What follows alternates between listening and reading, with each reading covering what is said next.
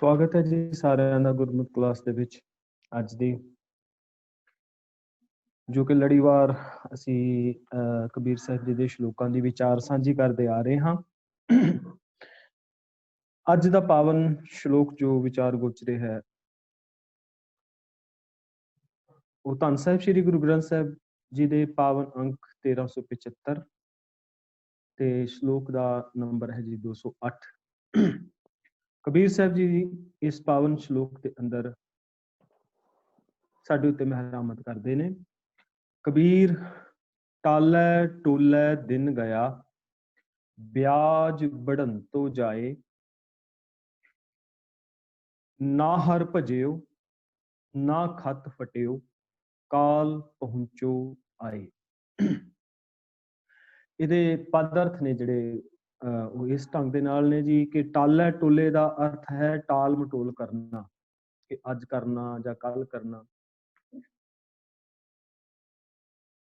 ਇੱਥੇ ਜਿਹੜਾ ਦਿਨ ਸ਼ਬਦ ਆਇਆ ਹੈ, ਦਿਨ ਦੇ ਥੱਲੇ ਔਂਕੜ ਹੈ ਜਿਹੜਾ ਨੰਨੇ ਦੇ ਪੈਰ ਦੇ ਵਿੱਚ, ਇਸ ਦਿਨ ਸ਼ਬਦ ਦਾ ਅਰਥ ਹੈ ਉਮਰ ਦਾ ਹਰੇਕ ਦਿਨ, ਭਾਵ ਯਾਨੀ ਕਿ ਸਾਰੀ ਉਮਰ, ਸਾਡੀ ਸਦੀਵ ਉਮਰ, ਸਾਰੀ ਦੀ ਸਾਰੀ ਉਮਰ।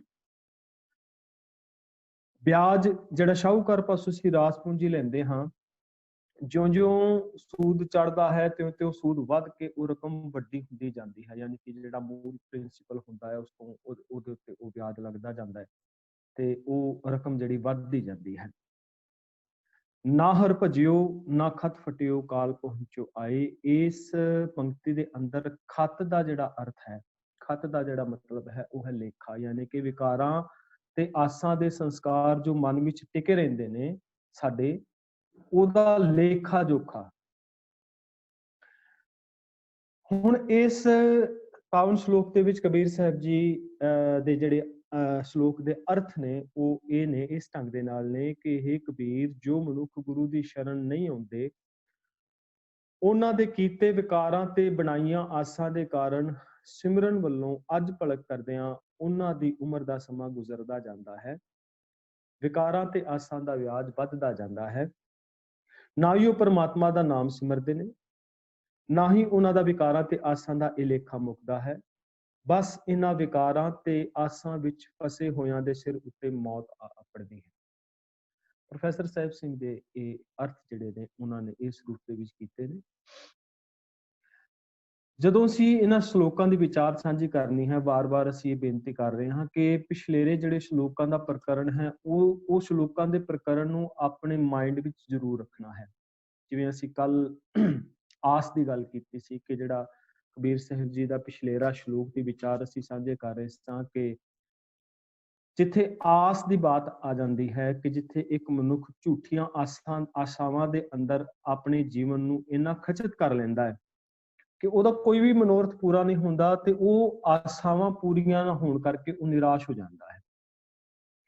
ਇਸੇ ਤਰ੍ਹਾਂ ਇਹਨਾਂ ਆਸ਼ਾਵਾਂ ਦੇ ਵਿੱਚ ਫਸਿਆ ਹੋਇਆ ਮਨੁੱਖ, ਜਿਸਨੇ ਆਪਣੇ ਜੀਵਨ ਦੇ ਅੰਦਰ ਸ਼ੁਭ ਗੁਣ ਅਪਣਾਉਣੇ ਸੀਗੇ, ਜਿਸਨੇ ਆਪਣੇ ਜੀਵਨ ਦੇ ਅੰਦਰ ਸ੍ਰੇਸ਼ਟ ਗੁਣ ਅਪਣਾ ਕੇ ਆਪਣੇ ਜੀਵਨ ਨੂੰ ਚੰਗਾ ਬਣਾਉਣਾ ਸੀਗਾ, ਉਹ ਆਪਣੇ ਅੰਦਰ ਚੇਂਜ ਕਰਨ ਦਾ ਯਤਨ ਨਹੀਂ ਕਰਦਾ, ਉਹ ਆਪਣੀ ਜ਼ਿੰਦਗੀ ਦੇ ਵਿੱਚ ਤਬਦੀਲੀ ਕਰਨ ਦਾ ਯਤਨ ਨਹੀਂ ਕਰਦਾ, ਉਹ ਆਪਣੀ ਲਾਈਫ ਨੂੰ ਬਦਲਣ ਦਾ ਯਤਨ ਨਹੀਂ ਕਰਦਾ, ਔਰ ਇਸੇ ਤਰ੍ਹਾਂ ਉਹਦਾ ਜਿਹੜਾ ਸਮਾਂ ਹੈ ਉਹ ਬਤੀਤ ਹੋ ਜਾਂਦਾ ਹੈ।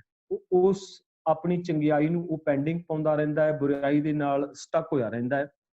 ਤੇ ਫਿਰ ਕੀ ਹੁੰਦਾ ਹੈ ਕਿ ਉਹ ਜਿਹੜੀ ਬੁਰਾਈ, ਮਾਮੂਲੀ ਜੀ ਬੁਰਾਈ ਇੱਕ ਵਿਚਾਰ ਦੇ ਰੂਪ ਦੇ ਵਿੱਚ ਆਉਂਦੀ ਹੈ ਨਾ ਮਨ ਵਿੱਚ, ਫਿਰ ਉਹ ਨਿੱਕੀ ਜੀ ਇੱਕ ਬੁਰਾਈ ਵਾਲਾ ਵਿਚਾਰ ਜਾਂ ਨਿੱਕਾ ਜਿਹਾ ਇੱਕ ਜਿਹੜਾ ਬੀਜ ਬੀਜਿਆ ਸੀ ਅਸੀਂ ਨੈਗੇਟਿਵਿਟੀ ਦਾ ਆਪਣੇ ਸੋਚ ਵਿੱਚ, ਉਹ ਨਿੱਕਾ ਜਿਹਾ ਬੀਜ ਫਿਰ ਇੱਕ ਸਮਾਂ ਐਸਾ ਆ ਜਾਂਦਾ ਹੈ ਕਿ ਵਿਆਜ ਵਧਣ ਤੋਂ ਜਾਏ।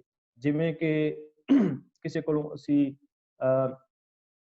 ਕਿਸੇ ਵਿਆਜ ਲਿਆ, ਕਿਸੇ ਕੋਲੋਂ ਅਸੀਂ ਰਿਣ ਲਿਆ, ਕਰਜ਼ਾ ਲਿਆ, ਤੇ ਉਹ ਮੁੜ ਕੇ ਜੇ ਅਸੀਂ ਉਸ ਦਾ ਕਰਜ਼ਾ ਨਾ ਲਾਈਏ ਤੇ ਉਹ ਵੱਧਦਾ ਚਲਾ ਜਾਂਦਾ ਹੈ, ਵੱਧਦਾ ਚਲਾ ਜਾਂਦਾ ਹੈ, ਚੱਕਰਵਰਤੀ ਵਿਆਜ ਲੱਗਦਾ ਹੈ, ਔਰ ਉਹ ਮੂਲ ਤੋਂ ਕਈ ਗੁਣਾ ਰਕਮ ਵੱਧ ਜਾਂਦੀ ਹੈ। ਫਿਰ ਬੰਦੇ ਕੋਲੋਂ ਉਹ ਵਿਆਜ ਜਿਹੜਾ ਹੈ ਉਹ ਦਿੱਤਾ ਨਹੀਂ ਜਾਂਦਾ ਔਰ ਉਹ ਕਰਜ਼ਦਾਰ ਹੋ ਕੇ ਇਸ ਜਹਾਨ ਤੋਂ ਚਲਾ ਜਾਂਦਾ ਹੈ। ਇਸੇ ਤਰ੍ਹਾਂ ਉਹ ਜਿਹੜਾ ਇੱਕ ਬੁਰਾਈ ਦਾ ਬੀਜ ਕਦੇ ਬੀਜਿਆ ਸੀ, ਬਜਾਏ ਕਿ ਉਹਦਾ ਹੱਲ ਕਰਨਾ, ਬਜਾਏ ਕਿ ਉਸ ਬੁਰਾਈ ਵਾਲੇ ਵਿਚਾਰ ਨੂੰ ਖਤਮ ਕਰਨਾ, ਬਜਾਏ ਕਿ ਉਸ ਬੁਰਾਈ ਵਾਲੇ ਆਪਣੀ ਸੋਚ ਨੂੰ ਖਤਮ ਕਰਨਾ ਜਾਂ ਆਪਣੇ ਉਸ ਭੈੜੀ ਮਨੋਬਿਰਤੀ, ਭੈੜੀ ਮਨੋਦਸ਼ਾ ਨੂੰ ਠੀਕ ਕਰਨਾ, ਅਸੀਂ ਉਸ ਨੂੰ ਪੈਂਡਿੰਗ ਪਾ ਦਿੰਦੇ ਹਾਂ ਕਿ ਨਹੀਂ ਚਲੋ ਅੱਜ ਤੇ ਸਾਡਾ ਜੀਵਨ ਚੱਲਿਆ ਆ ਰਿਹਾ, ਅੱਗੇ ਜਾ ਕੇ ਇਸ ਨੂੰ ਚੇਂਜ ਕਰ ਲਾਂਗੇ। ਪਰ ਐਸਾ ਹੁੰਦਾ ਨਹੀਂ, ਐਸਾ ਹੁੰਦਾ ਨਹੀਂ। ਤੇ ਫਿਰ ਕੀ ਹੁੰਦਾ ਹੈ? ਕਬੀਰ ਸਾਹਿਬ ਕਹਿੰਦੇ ਨੇ, ਨਾ ਹਰ ਭਜਿਓ ਨਾ ਖਤ ਫਟਿਓ।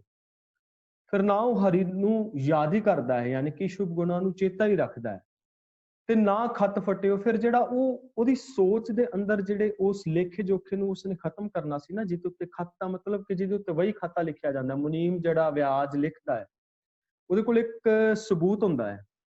ਜੇ ਕੋਈ ਮੁੱਕਰ ਜਾਵੇ ਨਾ ਤੇ ਉਹਦੇ ਕੋਲ ਸਬੂਤ ਹੁੰਦਾ ਹੈ, ਭਾਈ ਆਹ ਸਬੂਤ ਹੈ ਤੇਰਾ, ਆਹ ਲਿਖਿਆ ਲੇਖਾ ਜੋਖਾ ਸਾਰਾ ਦਾ ਸਾਰਾ। ਹੁਣ ਜਦੋਂ ਤੱਕ ਤੂੰ ਆਪਣਾ ਮੂਲ ਮੋੜਦਾ ਨਹੀਂ, ਕਰਜ਼ਾ ਮੋੜਦਾ ਨਹੀਂ ਸਾਰਾ ਦਾ ਸਾਰਾ, ਉਦੋਂ ਤੱਕ ਇਸ ਨੂੰ ਅਸੀਂ ਫਾੜਾਂਗੇ ਨਹੀਂ, ਖਤਮ ਨਹੀਂ ਕਰਾਂਗੇ।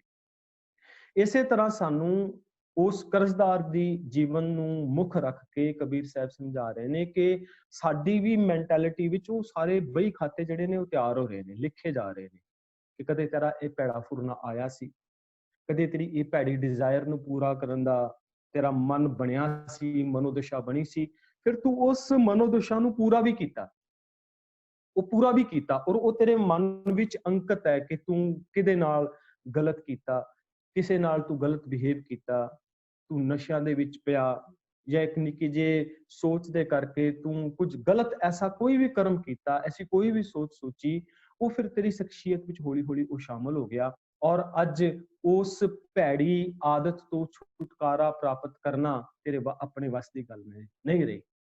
ਤੇ ਫਿਰ ਕੀ ਹੋਇਆ ਕਿ ਕਾਲ ਪਹੁੰਚੋ ਆਏ। ਕਾਲ ਦਾ ਮਤਲਬ ਹੈ ਮੌਤ। ਇੱਥੇ ਉਹ ਮੌਤ ਤੇ ਆਉਣੀ ਹੈ ਜਿਹੜੀ ਸਰੀਰਕ ਮੌਤ ਹੈ। ਇੱਥੇ ਨਾਲ ਦੇ ਨਾਲ ਸਾਨੂੰ ਇਹ ਸਮਝਾਇਆ ਜਾ ਰਿਹਾ ਹੈ ਕਿ ਤੇਰਾ ਕਾਲ ਯਾਨੀ ਕਿ ਤੇਰੀ ਆਤਮਿਕ ਮੌਤ ਹੋ ਗਈ, ਉਹ ਤੇਰੇ ਸਿਰ ਤੇ ਆ ਕੇ ਖੜੀ ਹੋ ਗਈ ਔਰ ਤੈਨੂੰ ਪਤਾ ਵੀ ਨਹੀਂ ਲੱਗਿਆ। ਉਹ ਐਸੀ ਅਵਸਥਾ ਦੇ ਅੰਦਰ ਜੀਵਨ ਬਤੀਤ ਕਰਨ ਕਰਕੇ ਜਿਹਦੇ ਅੰਦਰ ਤੂੰ ਸ਼ੁਭ ਗੁਣਾਂ ਨੂੰ ਟਾਲਦਾ ਰਿਹਾ, ਔਰ ਉਹ ਟਾਲਣ ਦੇ ਕਰਕੇ ਕੀ ਹੋਇਆ ਕਿ ਤੇਰੀ ਲਾਈਫ ਦੇ ਅੰਦਰ ਐਸੀ ਅਵਸਥਾ ਆ ਗਈ ਕਿ ਤੇਰੀ ਜ਼ਮੀਰ ਦੀ ਮੌਤ ਹੋ ਗਈ। ਹੁਣ ਇਸ ਨੂੰ ਸਮਝਣਾ ਹੈ ਕਿ ਅਸੀਂ ਟਾਲਦੇ ਕਿਵੇਂ ਹਾਂ, ਜਾਂ ਚੰਗੇ ਗੁਣਾਂ ਨੂੰ, ਸ੍ਰੇਸ਼ਟ ਗੁਣਾਂ ਨੂੰ ਅਸੀਂ ਕਿਉਂ ਨਹੀਂ ਅਪਣਾਉਂਦੇ। ਐਸੀ ਗੱਲ ਤੇ ਨਹੀਂ ਜਿਵੇਂ ਅਸੀਂ ਕਲਾਸ ਦੇ ਵਿੱਚ ਵਿਚਾਰ ਵੀ ਕਰਦੇ ਆ ਰਹੇ ਹਾਂ, ਆਪ ਸਾਰੇ ਲਗਾਤਾਰਤਾ ਦੇ ਨਾਲ ਗਿਆਨੀ ਜੀ ਪਾਸੋਂ ਵੀ ਵਿਚਾਰ ਸੁਣਦੇ ਆ ਰਹੇ ਹੋ। ਹੋਰ ਵੀ ਸਾਰੇ ਬਹੁਤ ਸਾਰਾ ਸਾਡੇ ਕੋਲ ਮੀਡੀਆ ਹੈ ਅੱਜ ਦੇ ਦੌਰ ਦੇ ਵਿੱਚ, ਬਹੁਤ ਸਾਰੀ ਬੁੱਕਸ ਨੇ, ਔਰ ਬਹੁਤ ਸਾਰੇ ਸਾਡੇ ਕੋਲ ਐਸੇ ਸੋਮੇ ਨੇ ਜਿਨ੍ਹਾਂ ਤੋਂ ਸਾਨੂੰ ਇਹ ਪਤਾ ਲੱਗ ਸਕਦਾ ਹੈ ਕਿ ਅਸੀਂ ਆਪਣੀ ਲਾਈਫ ਵਿੱਚ ਕੀ ਚੇਂਜ ਕਰਨਾ ਹੈ, ਕੀ ਨਹੀਂ ਕਰਨਾ, ਕੀ ਚੰਗਾ ਹੈ ਔਰ ਕੀ ਗਲਤ ਹੈ। ਸਾਨੂੰ ਇਸ ਗੱਲ ਦਾ ਬਾਕਾਇਦਾ ਅਹਿਸਾਸ ਹੁੰਦਾ ਹੈ ਕਿ ਅਸੀਂ ਆਪਣੀ ਲਾਈਫ ਦੇ ਵਿੱਚ ਕੀ ਗਲਤ ਕੰਮ ਕੀਤਾ ਹੈ ਔਰ ਕੀ ਚੰਗਾ ਕੰਮ ਕੀਤਾ ਹੈ। ਇੱਕ ਆਮ ਜੀ ਬੁੱਧ ਰੱਖਣ ਵਾਲੇ ਇਨਸਾਨ ਨੂੰ ਵੀ ਇਸ ਗੱਲ ਦਾ ਪਤਾ ਹੁੰਦਾ ਹੈ। ਪਰ ਸਵਾਲ ਪੈਦਾ ਹੁੰਦਾ ਹੈ, ਇੱਕ ਕੁਐਸਚਨ ਮਨ ਦੇ ਵਿੱਚ ਉੱਠਦਾ ਹੈ, ਫਿਰ ਅਸੀਂ ਆਪਣੇ ਆਪ ਨੂੰ ਚੇਂਜ ਕਿਉਂ ਨਹੀਂ ਕਰਦੇ? ਉਹ ਚੇਂਜ ਨਾ ਕਰਨ ਦਾ ਕਾਰਨ ਕੀ ਹੈ? ਕਬੀਰ ਜੀ ਕਹਿੰਦੇ ਨੇ, ਉਹ ਚੇਂਜ ਨਾ ਕਰਨ ਦਾ ਕਾਰਨ ਹੈ ਟਾਲਣਾ। ਟਾਲੈ ਟੋਲੈ ਦਿਨ ਗਿਆ। ਟਾਲਣਾ, ਟਾਲ ਮਟੋਲ ਕਰਨਾ। ਕਿ ਜਦੋਂ ਕੋਈ ਕਹਿੰਦਾ ਹੈ ਕਿ ਤੂੰ ਸੱਚ ਦੇ ਰਾਹ ਤੇ ਤੁਰ, ਰਿਸ਼ਵਤ ਨਾ ਲੈ, ਲੋਕਾਂ ਦੇ ਹੱਕ ਨਾ ਮਾਰ, ਜੀਵਨ ਵਿੱਚ ਪੇਸ਼ੈਂਸ ਰੱਖ, ਗੁੱਸਾ ਨਾ ਕਰ, ਕ੍ਰੋਧ ਨਾ ਕਰ, ਲੋਭ ਨਾ ਕਰ, ਐਸੀਆਂ ਗੱਲਾਂ ਨੂੰ ਹਮੇਸ਼ਾ ਅਸੀਂ ਟਾਲਦੇ ਹਾਂ। ਅਸੀਂ ਚਾਹੁੰਦੇ ਹਾਂ ਪੂਰੀ ਦੁਨੀਆ ਜਿਹੜੀ ਹੈ ਉਹ ਚੰਗੀ ਹੋਵੇ, ਔਰ ਉਹਦੀ ਸ਼ੁਰੂਆਤ ਅਸੀਂ ਆਪਣੇ ਆਪ ਤੋਂ ਨਾ ਕਰੀਏ, ਦੂਜਾ ਚੰਗਾ ਹੋਵੇ, ਅਸੀਂ ਆਪਣੇ ਆਪ ਤੋਂ ਸ਼ੁਰੂਆਤ ਨਾ ਕਰੀਏ। ਦੂਜਾ ਆਪਣੀ ਲਾਈਫ ਨੂੰ ਚੰਗਾ ਕਰੇ, ਸਮਾਜ ਸਾਨੂੰ ਚੰਗਾ ਚਾਹੀਦਾ ਹੈ, ਗਵਾਂਢ ਸਾਨੂੰ ਚੰਗਾ ਚਾਹੀਦਾ ਹੈ। ਪਰ ਜਦੋਂ ਗੁਣ ਖੁਦ ਦੇ ਅੰਦਰ ਆਤਮਸਾਤ ਕਰਨ ਦੀ ਗੱਲ ਆਉਂਦੀ ਹੈ, ਜਦੋਂ ਸੈਲਫ ਐਨਾਲਾਈਸਿਸ ਦੀ ਗੱਲ ਆਉਂਦੀ ਹੈ, ਉਦੋਂ ਅਸੀਂ ਚਾਹੁੰਦੇ ਹਾਂ ਕਿ ਅਸੀਂ ਆਪਣੇ ਅੰਦਰ ਉਹ ਗੁਣ ਹਲੇ ਉਸ ਨੂੰ ਪੈਂਡਿੰਗ ਕਰ ਦਈਏ, ਅੱਗੇ ਜਾ ਕੇ ਅਸੀਂ ਆਪਣੇ ਜੀਵਨ ਵਿੱਚ ਚੇਂਜ ਕਰ ਸਕਦੇ ਹਾਂ। ਇਸ ਨੂੰ ਕਹਿੰਦੇ ਨੇ ਟਾਲ ਮਟੋਲਣਾ। ਇਸ ਨੂੰ ਕਹਿੰਦੇ ਨੇ ਕਿ ਪ੍ਰੋਕ੍ਰਾਸਟੀਨੇਸ਼ਨ, ਜਿਹਦੀ ਸਟੱਡੀ ਹੈ ਹੁਣ ਬਾਕਾਇਦਾ ਇਹਦੀ ਆ ਚੁੱਕੀ ਹੈ ਕਿ ਕਿਸ ਰੂਪ ਦੇ ਅੰਦਰ ਸਾਡੇ ਲਾਈਫ ਦੇ ਅੰਦਰ ਇਹ ਔਗਣ ਹੈ ਬਹੁਤ ਵੱਡਾ, ਜਿਹਦੇ ਨਾਲ ਅਸੀਂ ਸਾਰੇ ਹੀ ਲਗਭਗ 100% ਹੀ ਕਹਿ ਲਵੋ ਕਿ ਹਰ ਇੱਕ ਮਨੁੱਖ ਮਾਤਰ ਦੇ ਜੀਵਨ ਦੇ ਅੰਦਰ ਇਹ ਔਗਣ ਕਦੇ ਨਾ ਕਦੇ ਜ਼ਰੂਰ ਆਇਆ ਹੁੰਦਾ ਹੈ, ਕਦੇ ਨਾ ਕਦੇ ਉਹ ਇਸ ਔਗਣ ਦੇ ਨਾਲ ਦੋ ਚਾਰ ਹੋਇਆ ਹੁੰਦਾ ਹੈ। ਔਰ ਕਈ ਐਸੇ ਸਾਡੇ ਵਰਗੇ ਹੁੰਦੇ ਨੇ ਜਿਨ੍ਹਾਂ ਦੀ ਸਾਰੀ ਲਾਈਫ ਹੀ ਐਸੀ ਅਵਸਥਾ ਦੇ ਅੰਦਰ ਚਲੀ ਜਾਂਦੀ ਹੈ ਕਿ ਉਹ ਆਪਣੇ ਕੰਮਾਂ ਤੋਂ, ਆਪਣੇ ਸ਼ੁਭ ਗੁਣਾਂ ਤੋਂ, ਆਪਣੇ ਫਰਜ਼ਾਂ ਤੋਂ, ਆਪਣੀ ਆਪਣੀ ਚੰਗੀ ਪੈਰੈਂਟਿੰਗ ਤੋਂ, ਜਾਂ ਆਪਣੇ ਬਜ਼ੁਰਗਾਂ ਦੀ ਸੇਵਾ ਤੋਂ, ਜਾਂ ਕੋਈ ਚੰਗਾ ਕਾਰਜ ਕਰਨ ਤੋਂ ਉਹ ਟਾਲ ਮਟੋਲ ਜਾਂ ਪ੍ਰੋਕਰਾਸਟੀਨੇਸ਼ਨ ਕਰਦੇ ਹੀ ਰਹਿੰਦੇ ਨੇ। ਹੁਣ ਇਹਦੇ ਵਾਸਤੇ ਸਾਨੂੰ ਸਮਝਣਾ ਪਵੇਗਾ ਕਿ ਉਸ ਤੋਂ ਪਹਿਲਾਂ ਨਾ ਇੱਕ ਆਪਣੇ ਕੋਰਸ ਦੇ ਦੌਰਾਨ ਜਦੋਂ ਪੜ੍ਹ ਰਹੇ ਸਾਂ ਅਸੀਂ, ਤੇ ਇੱਕ ਪ੍ਰੋਫੈਸਰ ਮੂਰ ਸੀਗੇ, ਅਮਰੀਕਾ ਦੇ ਪ੍ਰੋਫੈਸਰ ਸੀਗੇ, ਤੇ ਉਹਨਾਂ ਨੇ ਨਾ ਇੱਕ ਸ਼ਬਦ ਜਿਹੜਾ ਹੈ ਉਹਦੇ ਬਾਰੇ ਨਾ ਪੂਰੀ ਕਲਾਸ ਨੂੰ ਕਿਹਾ ਕਿ ਇਹਦੇ ਬਾਰੇ ਤੁਸੀਂ ਆਪਣੇ ਆਪਣੇ ਵਿਚਾਰ ਦੇਣੇ ਨੇ। ਉਹ ਸ਼ਬਦ ਸੀਗਾ ਸਿਚੁਏਟਿਡਨੈਸ। ਸਿਚੁਏਟਿਡਨੈਸ ਦਾ ਉਹਨਾਂ ਨੇ ਇਸ ਕਰਕੇ ਇਸ ਸ਼ਬਦ ਦੇ ਉੱਤੇ ਐਮਫਸਾਈਜ਼ ਕੀਤਾ, ਜ਼ੋਰ ਦਿੱਤਾ। ਉਹ ਕਹਿਣ ਲੱਗੇ ਵੀ ਤੁਸੀਂ ਆਪਣੀ ਸਿਚੁਏਟਿਡਨੈਸ ਨੂੰ ਸਮਝ ਕੇ ਜਾਂ ਕਿਸੇ ਦੂਜੇ ਦੀ ਸਿਚੁਏਟਿਡਨੈਸ ਨੂੰ ਸਮਝ ਕੇ ਫਿਰ ਤੁਸੀਂ ਨਿਰਣਾ ਕਰਨਾ ਹੈ ਕਿ ਉਹ ਜਿਹੜਾ ਆਪਣੇ ਧਰਮ ਨੂੰ ਪਾਲਣ ਵਾਸਤੇ, ਜਾਂ ਉਹ ਆਪਣੇ ਰਿਚੁਅਲ ਨੂੰ ਨਿਭਾਉਣ ਦੇ ਵਾਸਤੇ, ਜਾਂ ਉਹ ਆਪਣੇ ਧਰਮ ਦੇ ਅੰਦਰ ਜੋ ਕੁਝ ਉਹਨਾਂ ਦੀਆਂ ਲਿਖਤਾਂ ਲਿਖੀਆਂ ਨੇ, ਜਾਂ ਉਹਦਾ ਸਮਾਜ ਕੈਸਾ ਹੈ, ਫਿਰ ਉਹ ਐਕਟ ਕਿਸ ਰੂਪ ਦੇ ਅੰਦਰ ਕਰਦਾ ਹੈ ਔਰ ਉਹ ਕਿਸ ਲੈਵਲ ਤੱਕ ਪਹੁੰਚ ਸਕਦਾ ਹੈ। ਭਾਵ ਕੀ ਹੈ ਕਿ ਹਰ ਮਨੁੱਖ ਦੀ ਇੱਕ ਵੱਖਰੀ ਸਿਚੁਏਸ਼ਨ ਹੈ। ਹਰ ਮਨੁੱਖ ਇੱਕ ਵੱਖਰੀ ਸਿਚੁਏਸ਼ਨ ਦੇ ਅੰਦਰ ਆਪਣਾ ਜੀਵਨ ਜਿਉਂਦਾ ਹੈ। ਜਿਵੇਂ ਅਸੀਂ ਪਿਛਲੇਰੇ ਸਮੇਂ ਦੇ ਦੌਰਾਨ ਜਾਂ ਪਿਛਲੇਰੀ ਕਲਾਸਿਸ ਦੇ ਦੌਰਾਨ ਇਸ ਗੱਲ ਦਾ ਜ਼ਿਕਰ ਕੀਤਾ ਸੀ ਕਿ ਸੰਗਤ ਜਿਹੜੀ ਹੈ ਉਹ ਗਰਭ ਤੋਂ ਹੀ ਸਟਾਰਟ ਹੋ ਜਾਂਦੀ ਹੈ। ਲੇਕਿਨ ਇਸ ਤੋਂ ਬਾਅਦ ਅਸੀਂ ਇਹ ਗੱਲ ਸਾਂਝੀ ਕੀਤੀ ਸੀ ਕਿ ਜਨਮ ਤੋਂ ਬਾਅਦ ਫਿਰ ਜਿਹੜੀ ਸਿਚੁਏਸ਼ਨ ਦੇ ਅੰਦਰ ਉਹ ਬੱਚਾ ਉਸ ਆਲੇ ਦੁਆਲੇ ਦੇ ਅੰਦਰ ਜ਼ਿੰਦਗੀ ਜਿਉਂਦਾ ਹੈ, ਫਿਰ ਉਹ ਜੋ ਕੁਝ ਗ੍ਰੈਬ ਕਰਦਾ ਹੈ, ਜਿਹੜੇ ਵਿਚਾਰ ਉਹਨੂੰ ਆਲੇ ਦੁਆਲੇ ਤੋਂ ਮਿਲਦੇ ਨੇ, ਫਿਰ ਉਹਦਾ ਪਰਸੀਵ ਕਰਨ ਦਾ ਜਿਹੜਾ ਢੰਗ ਔਰ ਤਰੀਕਾ ਹੁੰਦਾ ਹੈ ਉਹ ਹਰ ਇੱਕ ਇਨਸਾਨ ਦਾ ਵੱਖਰਾ ਵੱਖਰਾ ਹੁੰਦਾ ਹੈ। ਆਪ ਆਪਣੀ ਬੁੱਧ ਹੈ ਜੀਤੀ, ਸਾਰਿਆਂ ਦਾ ਮਤਲਬ ਇਹ ਕਹਿ ਲਓ ਕਿ ਆਪਣਾ ਆਪਣਾ ਵਿਚਾਰ ਹੈ, ਆਪਣੀ ਆਪਣੀ ਸੋਚ ਹੈ। ਹਰ ਇੱਕ ਮਨੁੱਖ ਜਿਹੜਾ ਹੈ ਉਹ ਦੂਜੇ ਨਾਲ ਰਲਦਾ ਨਹੀਂ। ਸੋ ਉਸ ਬੰਦੇ ਦੀ ਜਿਹੜੀ ਸਿਚੁਏਟਿਡਨੈਸ ਹੈ, ਯਾਨੀ ਕਿ ਉਹ ਜਿਸ ਸਿਚੁਏਸ਼ਨ ਦੇ ਅੰਦਰ ਉਹ ਪਲਿਆ ਹੈ, ਵੱਡਾ ਹੋਇਆ ਹੈ, ਵੱਡੇ ਹੋਣ ਤੋਂ ਬਾਅਦ ਜਿਵੇਂ ਦੀ ਉਹਦੀ ਰਿਲੇਸ਼ਨਸ਼ਿਪ ਬਣੀ, ਜਿਵੇਂ ਦਾ ਉਹਦਾ ਰਿਲੇਸ਼ਨਸ਼ਿਪ ਬਿਲਡ ਹੋਈ ਲੋਕਾਂ ਦੇ ਨਾਲ, ਜਿਵੇਂ ਦਾ ਉਹ ਬਿਜ਼ਨਸ ਕਰਦਾ ਹੈ, ਜਿਸ ਮਾਹੌਲ ਵਿੱਚ ਉਹ ਰਹਿੰਦਾ ਹੈ, ਜਾਂ ਜਿਸ ਅਪਰੋਚ ਦੇ ਨਾਲ ਉਹ ਆਪਣਾ ਬਿਹੇਵ ਜਿਹੜਾ ਹੈ ਉਹ ਚੇਂਜ ਕਰਦਾ ਹੈ, ਵੈਸੀ ਹੀ ਉਹਦੀ ਸ਼ਖਸੀਅਤ ਬਣਦੀ ਤੁਰੀ ਹੁੰਦੀ ਹੈ ਔਰ ਵੈਸਾ ਹੀ ਉਹ ਇੱਕ ਸਮਾਜ ਦੇ ਅੰਦਰ ਆਪਣੀ ਇੱਕ ਸ਼ਖਸੀਅਤ ਬਣਾ ਲੈਂਦਾ ਹੈ। ਸੋ ਉਸ ਸਿਚੁਏਟਿਡਨੈਸ ਨੂੰ ਸਮਝ ਕੇ ਅਸੀਂ ਇਹ ਸਮਝਣਾ ਵੀ ਸਾਡੇ ਪਰਸਨਲ ਲਾਈਫ ਦੇ ਵਿੱਚ, ਯਾਨੀ ਕਿ ਜੇ ਇਉਂ ਕਹਿ ਲਓ ਕਿ ਜੇ ਇਸ ਸ਼ਲੋਕ ਦੇ ਰਾਹੀਂ ਸਾਨੂੰ ਸਾਰਿਆਂ ਨੂੰ, ਜੇ ਅਸੀਂ 40-42 ਮੈਂਬਰ ਹਾਂ, ਸਾਨੂੰ ਸਾਰਿਆਂ ਨੂੰ ਹੀ ਕੋਈ ਇੱਕ ਲਾਭ ਮਿਲ ਜਾਵੇ, ਉਹ ਕੀ ਮਿਲੇਗਾ ਕਿ ਮੈਂ ਆਪਣੀ ਲਾਈਫ ਦੇ ਅੰਦਰ ਆਪਣੀ ਸਿਚੁਏਟਿਡਨੈਸ ਨੂੰ ਵੇਖ ਕੇ ਇਹ ਸਮਝਣਾ ਹੈ ਕਿ ਮੈਂ ਕਿਹੜੇ ਕੰਮਾਂ ਨੂੰ, ਕਿਹੜੇ ਪੋਜ਼ਿਟਿਵ ਕੰਮਾਂ ਦੀ ਟਾਲ ਮਟੋਲ ਜਾਂ ਪ੍ਰੋਕਰਾਸਟੀਨੇਸ਼ਨ ਕਰਦਾ ਹਾਂ। ਮੈਂ ਆਪਣੀ ਲਾਈਫ ਦੇ ਵਿੱਚ ਕਿਹੜੇ ਸ਼ੁਭ ਗੁਣਾਂ ਨੂੰ ਅਪਣਾਉਣ ਦੇ ਵਾਸਤੇ ਥੋੜਾ ਜਿਹਾ ਬੈਕਫੁੱਟ ਤੇ ਆ ਜਾਂਦਾ ਹਾਂ, ਕਿਹੜੇ ਚੰਗੇ ਗੁਣਾਂ ਨੂੰ ਅਪਣਾਉਣ ਦੇ ਲਈ ਮੈਂ ਬੈਕਫੁੱਟ ਤੇ ਆ ਜਾਂਦਾ ਹਾਂ। ਕੀ ਮੈਂ ਕੋਈ ਐਸਾ ਨਸ਼ੇ ਦੇ ਅੰਦਰ ਤੇ ਖਚਤ ਨਹੀਂ ਹਾਂ ਜਿਹਨੂੰ ਕਿ ਛੱਡਣ ਦੇ ਵਾਸਤੇ ਮੈਂ ਪਹਿਲਾਂ ਬੈਕਫੁੱਟ ਤੇ ਆ ਜਾਂਦਾ, ਫਿਰ ਸੋਚਦਾ ਕਿ ਚਲੋ ਖੰਡੇ ਕੀ ਪੌਲ ਲੈਣੀ ਹੈ ਤੇ ਟਾਈਮ ਪਾ ਕੇ ਲੈ ਲਵਾਂਗਾ, ਮੈਂ ਫਿਰ ਬੈਕਫੁੱਟ ਤੇ ਆ ਗਿਆ। ਐਸੀ ਪ੍ਰੋਕਰਾਸਟੀਨੇਸ਼ਨ ਕੀ ਸਾਡੀ ਲਾਈਫ ਦੇ ਵਿੱਚ ਤੇ ਨਹੀਂ। ਕਬੀਰ ਟਾਲਾ ਟੋਲਾ ਦਿਨ ਗਿਆ, ਵਿਆਜ ਵਧਣ ਤੋਂ ਜਾਏ, ਕਿਉਂਕਿ ਵਿਆਜ ਵੱਧਦਾ ਜਾ ਰਿਹਾ ਹੈ, ਉਹ ਬੁਰਾਈ ਹੁਣ ਵੱਧਦੀ ਜਾ ਰਹੀ ਹੈ। ਔਰ ਇਹਦਾ ਕਾਰਨ ਹੈ, ਔਰ ਇਹਦਾ ਜਿਹੜਾ ਰੂਟ ਕੋਜ਼ ਹੈ ਉਹ ਇਹ ਕਾਜ਼ ਹੈ ਕਿ ਜ਼ਿਆਦਾਤਰ ਜਿਹੜੇ ਟਾਸਕ ਨੇ ਨਾ, ਜਿਨ੍ਹਾਂ ਨੂੰ ਕੰਪਲੀਟ ਕਰਨ ਦੇ ਵਿੱਚ ਫੇਲ ਹੋਣ ਦਾ ਡਰ ਹੋਵੇ, ਯਾਨੀ ਕਿ ਫੀਅਰ ਆਫ ਫੇਲਿਅਰ ਹੋਵੇ, ਉਹਦੇ ਕਰਕੇ ਅਸੀਂ ਟਾਲ ਮਟੋਲ ਜ਼ਿਆਦਾ ਕਰਨਾ ਸ਼ੁਰੂ ਕਰ ਦਿੰਦੇ ਹਾਂ ਕਿ ਮੇਰੇ ਤੋਂ ਹੋਣਾ ਨਹੀਂ, ਮੈਂ ਤਾਂ ਕਰ ਹੀ ਨਹੀਂ ਸਕਦਾ। ਫੀਅਰ ਆਫ ਫੇਲਿਅਰ ਹੈ ਇਹਦਾ ਰੂਟ ਕੋਜ਼। ਜਿਹੜਾ ਜੇ ਅਸੀਂ ਕਹਿ ਲਈਏ ਨਾ ਟਾਲ ਮਟੋਲ ਦਾ, ਪ੍ਰੋਕਰਾਸਟੀਨੇਸ਼ਨ ਦਾ ਰੂਟ ਕੋਜ਼ ਇਹ ਹੈ ਕਿ ਅਸੀਂ ਆਪਣੀ ਲਾਈਫ ਦੇ ਅੰਦਰ ਡਰਦੇ ਹਾਂ ਕਿ ਕਿਤੇ ਮੈਂ ਫੇਲ ਨਾ ਹੋ ਜਾਵਾਂ ਇਹਦੇ ਅੰਦਰ। ਇਹ ਪਹਿਲਾ ਜਿਹੜਾ ਹੈ ਇਹਦਾ ਰੂਟ ਕੋਜ਼ ਹੈ ਟਾਲ ਮਟੋਲ ਕਰਨ ਦਾ। ਫਿਰ ਇਹਦੇ ਨਾਲ ਹੁੰਦਾ ਕੀ ਹੈ ਕਿ ਦੂਜੀ ਬਾਤ ਇਹ ਆ ਜਾਂਦੀ ਹੈ ਕਿ ਲੋ ਸੈਲਫ ਕੌਨਫੀਡੈਂਸ ਹੋ ਜਾਂਦਾ ਹੈ ਕਿ ਆਪਣੇ ਆਪ ਦੇ ਵਿੱਚ ਬੰਦੇ ਨੂੰ ਵਿਸ਼ਵਾਸ ਹੀ ਨਹੀਂ ਹੁੰਦਾ ਕਿ ਮੈਂ ਕੰਮ ਕਰ ਸਕਦਾ ਹਾਂ, ਮੈਂ ਇਹ ਕੰਮ ਕਰ ਸਕਦਾ ਹਾਂ, ਮੈਂ ਲੋਕਾਂ ਦੇ ਵਿੱਚ ਕੋਈ ਸੱਚ ਦੀ ਗੱਲ ਕਰ ਸਕਦਾ ਹਾਂ, ਮੈਂ ਚਾਰ ਲੋਕਾਂ ਦੇ ਵਿੱਚ ਬੋਲ ਸਕਦਾ ਹਾਂ। ਮੈਂ ਆਪਣੀ ਗੱਲ ਕਰਾਂ ਤੇ ਜਦੋਂ ਸਾਡੇ ਸਕੂਲ ਹੁੰਦਾ ਸੀ, ਸਕੂਲ ਦੇ ਵਿੱਚ ਨਾ ਇੱਕ ਦਿਨ ਐਸਾ ਹੁੰਦਾ ਸੀ ਜਿਹਦੇ ਵਿੱਚ ਸਟੇਜ ਤੇ ਚੜ੍ਹ ਕੇ ਤੇ ਸਾਨੂੰ ਕਿਹਾ ਜਾਂਦਾ ਸੀ ਕਿ ਤੁਸੀਂ ਨਾ ਨਿਊਜ਼ ਬੋਲਣੀ ਹੈ ਅੱਜ। ਔਰ ਉਹਦਾ ਮਤਲਬ ਇਹ ਹੁੰਦਾ ਸੀ ਕਿ ਜਿਹੜਾ ਬੱਚਾ ਹੈ ਉਹਦੇ ਅੰਦਰ ਕੌਨਫੀਡੈਂਸ ਆਵੇ, ਉਹਦੇ ਅੰਦਰ ਇੱਕ ਜਜ਼ਬਾ ਆਵੇ ਕਿ ਮੈਂ ਆਪਣੇ ਲੋਕਾਂ ਦੇ ਸਾਹਮਣੇ ਮੈਂ ਬੋਲ ਸਕਦਾ ਹਾਂ, ਜਾਂ ਸਟੇਜ ਤੇ ਜਾ ਕੇ ਮੈਂ ਕੌਨਫੀਡੈਂਸ ਦੇ ਨਾਲ ਸਪੀਚ ਦੇ ਸਕਦਾ ਹਾਂ।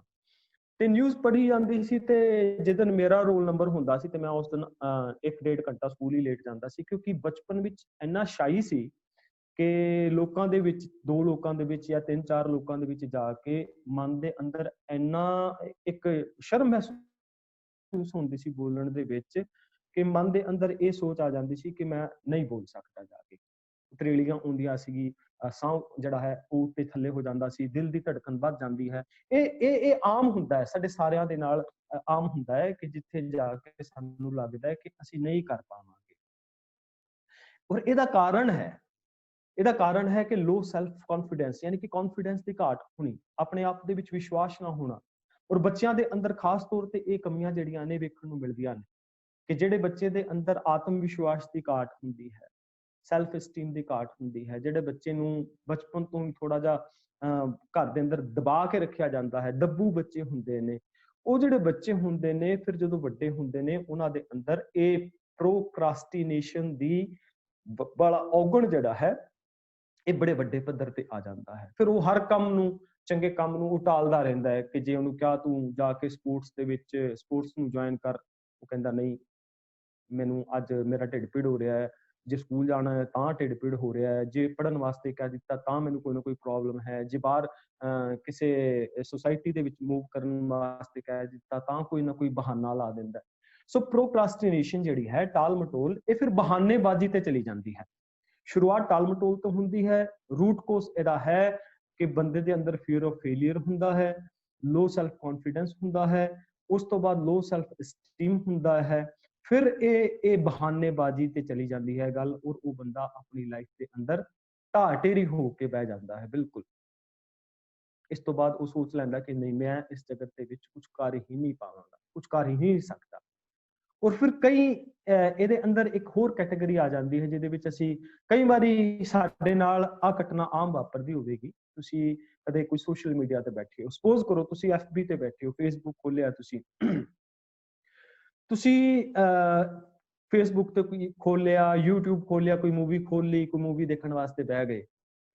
ਹੁਣ ਉਸ ਮੂਵੀ ਦੇ ਵਿੱਚ ਜਾਂ ਸੋਸ਼ਲ ਮੀਡੀਆ ਦੇ ਵਿੱਚ ਤੁਸੀਂ ਇੰਨਾ ਖਚਤ ਹੋ ਗਏ, ਇੰਨੇ ਜ਼ਿਆਦਾ ਡੂੰਘਾ ਚਲੇ ਗਏ, ਤੇ ਕੀ ਹੋਇਆ ਕਿ ਉਹ ਕੰਮ ਜਿਹੜਾ ਹੈ, ਉਸ ਤੋਂ ਬਾਅਦ ਜਿਹੜਾ ਤੁਹਾਡਾ ਕੰਮ ਪੈਂਡਿੰਗ ਸੀ ਨਾ, ਉਹ ਤੇ ਉੱਥੇ ਹੀ ਖੜਾ ਸੀ। ਤੇ ਜਦੋਂ ਉਸ ਮੂਵੀ ਨੂੰ ਬੰਦ ਕੀਤਾ ਤੇ ਵੇਖਿਆ ਵੀ ਹੁਣ ਕੰਮ ਤੇ ਮੇਰਾ ਉੱਥੇ ਹੀ ਖੜਾ ਹੈ, ਕੰਮ ਨੂੰ ਮੈਂ ਕੀਤਾ ਨਹੀਂ ਤੇ ਮੈਂ ਸੋਸ਼ਲ ਮੀਡੀਆ ਤੇ ਬੈਠਾ ਰਿਹਾ। ਹੁਣ ਇੱਥੋਂ ਜਿਹੜਾ ਹੈ ਉਹ ਗਿਲਟ ਸ਼ੁਰੂ ਹੋ ਜਾਂਦਾ ਹੈ। ਤੇ ਫਿਰ ਕੀ ਬੰਦਾ ਕਰਦਾ, ਵਿੱਚ ਮਾੜਾ ਮੋਟਾ ਬੇਲੋੜਾ ਕੰਮ ਜਾ ਕਰ ਲੈਂਦਾ ਹੈ, ਤੇ ਫਿਰ ਮਨ ਵਿੱਚ ਆਪਣੇ ਆਪ ਨੂੰ, ਮਨ ਨੂੰ ਸਹਿਲਾਉਂਦਾ, ਚਲੋ ਮੈਂ ਕੁਛ ਤੇ ਚੰਗਾ ਕੀਤਾ। ਪਰ ਸਾਡੀ ਪ੍ਰੋਬਲਮ ਉੱਥੇ ਹੀ ਖੜੀ ਰਹਿ ਜਾਂਦੀ ਹੈ, ਪ੍ਰੋਬਲਮ ਉੱਥੇ ਹੀ ਖੜੀ ਰਹਿ ਜਾਂਦੀ ਹੈ। ਇੱਥੋਂ ਜਿਹੜੀ ਹੈ ਟਾਲ ਮਟੋਲ ਵਾਲੀ ਅਵਸਥਾ ਸ਼ੁਰੂ ਹੁੰਦੀ ਹੈ। ਸਪੋਜ਼ ਕਰੋ ਕਿ ਅੱਜ ਅਸੀਂ ਵਿਆਕਰਣ ਪੜ੍ਹਨੀ ਹੋਵੇ ਜਾਂ ਗ੍ਰਾਮਰ ਪੜ੍ਹਨੀ ਹੋਵੇ, ਜਾਂ ਮਨ ਦੇ ਵਿੱਚ ਇਹ ਚਾਹਤ ਆਏ ਚਲੋ ਗੁਰਬਾਣੀ ਦੀ, ਵਿਆਕਰਣ ਦੀ ਕੋਈ ਜਾਂ ਇੱਕ ਬੁੱਕ ਅਸੀਂ ਸ਼ੁਰੂ ਕਰ ਲੈਂਦੇ ਹਾਂ, ਪਰ ਬੁੱਕ ਸ਼ੁਰੂ ਨਹੀਂ ਕੀਤੀ ਔਰ ਦੂਜੇ ਕੰਮਾਂ ਦੇ ਅੰਦਰ ਅਸੀਂ ਰੁਚਿਤ ਹੋ ਗਏ, ਜਿਹੜੇ ਬੇਲੋੜੇ ਕੰਮ ਸੀ। ਤੇ ਫਿਰ ਅਸੀਂ ਸੋਚਿਆ ਚਲੋ ਆਹ ਕੰਮ ਕਰਕੇ ਤੇ ਕੁਛ ਨਾ ਕੁਛ ਮੈਨੂੰ ਫਾਇਦਾ ਹੀ ਹੋਵੇਗਾ। ਇਹਨੂੰ ਕਹਿੰਦੇ ਨੇ ਟਾਲ ਮਟੋਲਣਾ, ਯਾਨੀ ਕਿ ਚੰਗਾ ਕੰਮ ਨਾ ਕਰਨ ਦੇ ਬਹਾਨੇ ਫਿਰ ਬੰਦਾ ਜਿਹੜਾ ਹੈ ਉਹ ਲੱਭਣੇ ਸ਼ੁਰੂ ਕਰ ਦਿੰਦਾ ਹੈ। ਹੁਣ ਇਹ ਕਰਦਾ ਕੀ ਹੈ? ਇਹ ਸਾਡੀ ਲਾਈਫ ਦੇ ਵਿੱਚ ਹੋਰ ਕੀ ਕੁਝ ਕਰ ਸਕਦਾ ਹੈ? ਇਹ ਸਾਡੀ ਲਾਈਫ ਦੇ ਵਿੱਚ ਸਟ੍ਰੈਸ ਵਧਾ ਸਕਦਾ ਹੈ।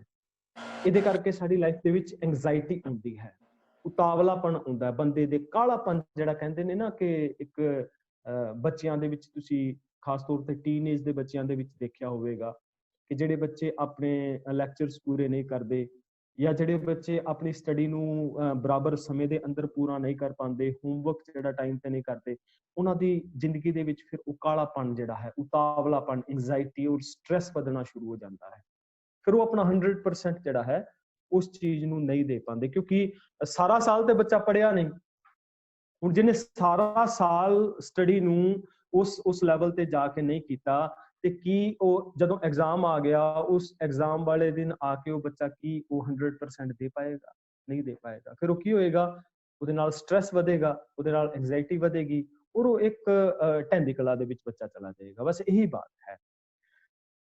ਇਹੀ ਗੱਲ ਰੂਹਾਨੀਅਤ ਦੇ ਤੌਰ ਤੇ ਸਾਡੇ ਨਾਲ ਜੁੜਦੀ ਹੈ ਕਿ ਸਾਡੇ ਵੀ ਪਰਚੇ ਹੁੰਦੇ ਨੇ, ਸਾਡੇ ਵੀ ਇਮਤਿਹਾਨ ਹੁੰਦੇ ਨੇ, ਸਾਡੇ ਨਾਲ ਵੀ ਐਸੀ ਜਿਹੜੀਆਂ ਸਮੱਸਿਆਵਾਂ 2-4 ਦਿਨ ਦੇ ਵਿੱਚ ਹੋ ਹੀ ਜਾਂਦੀਆਂ ਨੇ ਕਿ ਜਿਹਦੇ ਅੰਦਰ ਸਾਡੇ ਉੱਤੇ ਪਰਚਾ ਪੈ ਜਾਂਦਾ ਹੈ, ਯਾਨੀ ਕਿ ਸਾਡਾ ਵੀ ਇਮਤਿਹਾਨ ਹੋ ਜਾਂਦਾ ਹੈ। ਸਪੋਜ਼ ਕਰੋ ਕੋਈ ਐਸੀ ਘਰ ਦੇ ਅੰਦਰ ਸਿਚੁਏਸ਼ਨ ਕ੍ਰੀਏਟ ਹੋ ਗਈ ਕਿ ਜਿਹਦੇ ਵਿੱਚ ਕੋਈ ਗੁੱਸਾ ਕਰਨ ਦੀ ਬਹੁਤੀ ਲੋੜ ਨਹੀਂ ਸੀ, ਪਰ ਬੰਦਾ ਗੁੱਸੈਲ ਸੁਭਾਅ ਦੇ ਕਰਕੇ ਫਟ ਜਾਂਦਾ ਹੈ, ਬਰਸਟ ਹੋ ਜਾਂਦਾ ਹੈ। ਔਰ ਬਰਸਟ ਹੋਣ ਤੋਂ ਬਾਅਦ ਦੇ ਵਿੱਚ ਉਹਨੂੰ ਮਹਿਸੂਸ ਹੁੰਦਾ ਮੈਨੂੰ ਨਹੀਂ ਸੀ ਕਰਨਾ ਚਾਹੀਦਾ, ਹੋ ਜਾਂਦਾ ਹੈ ਐਸਾ। ਐਸੇ ਕਰਕੇ ਨਾ ਮੈਨੂੰ ਇੱਕ ਕਵਿਤ ਚੇਤਾ ਆਇਆ, ਭਾਈ ਗੁਰਦਾਸ ਜੀ ਕਹਿੰਦੇ ਨੇ, ਕਹਿੰਦੇ ਜੈਸੇ ਕਰ ਲਾਗੇ ਆਗ ਜਾਗ ਕੁआं ਖੋਦਿਓ ਚਾਹੇ ਕਾਰਜ ਨਾ ਸਿੱਧ ਹੋਏ ਰੋਏ ਪਛਤਾਈ ਹੈ। ਯਾਦ ਕਰਿਓ ਕਿ ਜੇ ਉਹ ਕਹਿੰਦੇ ਨੇ ਵੀ ਖਿਆਲ ਰੱਖੋ ਇਸ ਗੱਲ ਦਾ ਕਿ ਜੇ ਘਰ ਵਿੱਚ ਅੱਗ ਲੱਗ ਜੇ ਤੇ ਤੁਹਾਡੇ ਕੋਲ ਕੋਈ ਪਾਣੀ ਦਾ ਕੋਈ ਸੋਮਾ ਨਾ ਹੋਵੇ, ਸਰੋਤ ਨਾ ਹੋਵੇ ਤੇ ਕੀ ਕਰੋਗੇ? ਪੁਰਾਣੇ ਸਮਿਆਂ ਦੇ ਵਿੱਚ ਨਾ ਕਿਸੇ ਦੇ ਘਰ ਖੂਹ ਨਾ ਹੋਵੇ, ਜੇ ਉਹਦੇ ਘਰ ਵਿੱਚ ਅੱਗ ਲੱਗ ਗਈ ਤੇ ਉਸਨੇ ਉਸ ਵੇਲੇ ਕੀ ਕਿਹਾ ਵੀ ਮੈਂ ਆਪਣੇ ਵਿਹੜੇ ਵਿੱਚ ਖੂਹ ਪੱਟ ਲਵਾਂ ਤੇ ਆਪਣੇ ਘਰ ਦੀ ਅੱਗ ਬੁਝਾ ਲਵਾਂ।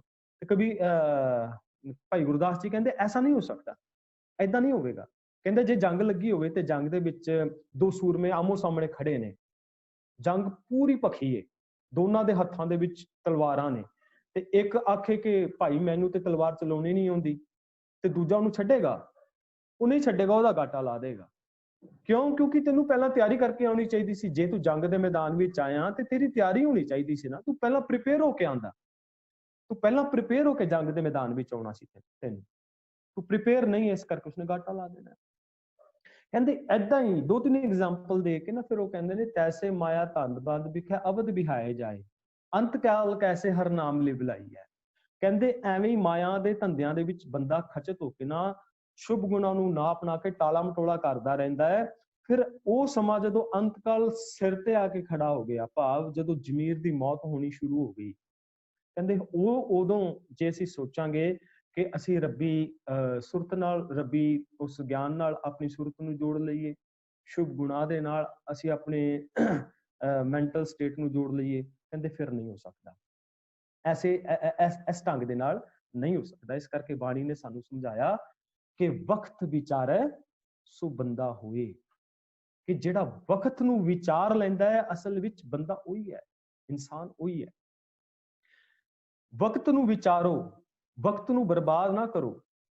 ਗੁਰੂ ਨਾਨਕ ਸਾਹਿਬ ਜੀ ਦਾ ਇੱਕ ਪਾਵਨ ਬਚਨ ਹੈ ਨਾ, ਆਪਨੇ ਕਈ ਵਾਰੀ ਸੁਣਿਆ ਹੋਣਾ ਕਿ ਗੁਰੂ ਨਾਨਕ ਸਾਹਿਬ ਜੀ ਬਚਨ ਕਰਦੇ ਨੇ ਵੀ ਮੇਰੀ ਹਾਲਾਤ ਪਤਾ ਕੈਸੀ ਹੈ, ਸ਼ਬ ਰੋਜ਼ ਗਸ਼ਤਮ ਦਰ ਹਵਾ ਕਰ ਦੇਮ ਬਦੀ ਖਿਆਲ, ਸ਼ਬ ਰੋਜ਼ ਰਾਤ ਦਿਨ ਗਸ਼ਤਮ ਦਰ ਹਵਾ ਕਰ ਦੇਮ ਬਦੀ ਖਿਆਲ। ਮੇਰੇ ਮਨ ਵਿੱਚ ਨਾ ਇੱਕ ਗਸ਼ਤ ਜਿਹੜੀ ਹੈ ਚੱਲਦੀ ਰਹਿੰਦੀ ਹੈ ਮਾੜੇ ਮੰਦੇ ਖਿਆਲਾਂ ਦੀ, ਰਾਤ ਦਿਨ ਇਹ ਭੈੜੇ ਵਾਲੇ ਪਾਸੇ ਤੁਰਦਾ ਰਹਿੰਦਾ ਹੈ, ਚੰਗੇ ਵਾਲੇ ਪਾਸੇ ਜਾਣ ਦਾ ਯਤਨ ਹੀ ਨਹੀਂ ਕਰਦਾ, ਟਾਲਦਾ ਰਹਿੰਦਾ ਉਸ ਨੂੰ। ਸ਼ਬ ਰੋਜ਼ ਗਸ਼ਤਮ ਦਰ ਹਵਾ ਕਰ ਦੇਮ ਬਦੀ ਖਿਆਲ, ਗਾਹੇ ਨਾ ਨੇਕੀ ਕਾਰ ਕਰਦਮ ਮਮ ਈਚਨੀ ਹਵਾਲ। ਕਹਿੰਦੇ ਨੇ ਇੱਕ ਵਾਰ ਵੀ ਮਨ ਦੇ ਅੰਦਰ ਇਹ ਭਾਵਨਾ ਨਹੀਂ ਆਉਂਦੀ ਕਿ ਮੈਂ ਕੋਈ ਨੇਕੀ ਵਾਲਾ ਕੰਮ ਕਰਾਂ, ਕੋਈ ਚੰਗਾ ਕੰਮ ਕਰਾਂ, ਕੋਈ ਸ੍ਰੇਸ਼ਟ ਕੰਮ ਕਰਾਂ, ਕੋਈ ਸਮਾਜ ਦੇ ਅੰਦਰ ਕੋਈ ਉਸਾਰੂ ਬਿਰਤੀ ਵਾਲੀ ਸੋਚ ਰੱਖਾਂ। ਐਸੀ ਅਵਸਥਾ ਤੇ ਨਹੀਂ ਹੈ। ਮੈਂ ਏਦਾਂ ਆਪਣੇ ਦਿਨ ਰਾਤਾਂ ਨੂੰ ਵਿਅਰਥ ਬਰਬਾਦ ਕਰ ਰਿਹਾ ਹਾਂ। ਇਸੇ ਕਰਕੇ ਨਾ ਗੁਰਬਾਣੀ ਦੇ ਅੰਦਰ ਸਾਨੂੰ ਗੁਰੂ ਸਾਹਿਬ ਨੇ 12 ਮਾਹ ਸਮਝਾਏ ਕਿ 12 ਮਹੀਨਿਆਂ ਵਿੱਚ ਤੁਸੀਂ ਕੀ ਕਰਨਾ ਹੈ। ਸਾਨੂੰ ਸਮਝਾਇਆ ਕਿ ਹਰ ਇੱਕ ਜੀਵਨ ਦੇ ਅੰਦਰ ਤੁਸੀਂ ਕੀ ਕਰਨਾ ਹੈ, 12 ਮਹੀਨਿਆਂ ਵਿੱਚ ਤੁਸੀਂ ਕੀ ਕਰਨਾ ਹੈ। ਫਿਰ ਪਹਿਰ ਨੇ, ਫਿਰ ਘੜੀਆਂ ਨੇ, ਸਾਨੂੰ ਹਰ ਇੱਕ ਦਿਨ ਦੀ ਬਾਤ ਸਮਝਾਈ ਗਈ ਕਿ ਤੁਸੀਂ ਦਿਨਾਂ ਦੀ ਵਿਚਾਰ ਜਿਹੜੀ ਹੈ ਦੁਨਿਆਵੀ ਤੌਰ ਤੇ ਕਰਦੇ ਹੋ, ਪਰ ਤੁਸੀਂ ਦਿਨਾਂ ਦੇ ਵਿੱਚ ਕਿਵੇਂ ਕਰਨਾ ਹੈ। ਭਾਵ ਕਿ ਹਰ ਇੱਕ ਘੜੀ ਪਲ ਚਸੇ ਵਿਸਵੇ, ਹਰ ਇੱਕ ਪਲ ਦੀ ਸਾਨੂੰ ਕੀਮਤ ਸਮਝਾਈ ਗਈ ਬਾਣੀ ਦੇ ਵਿੱਚ।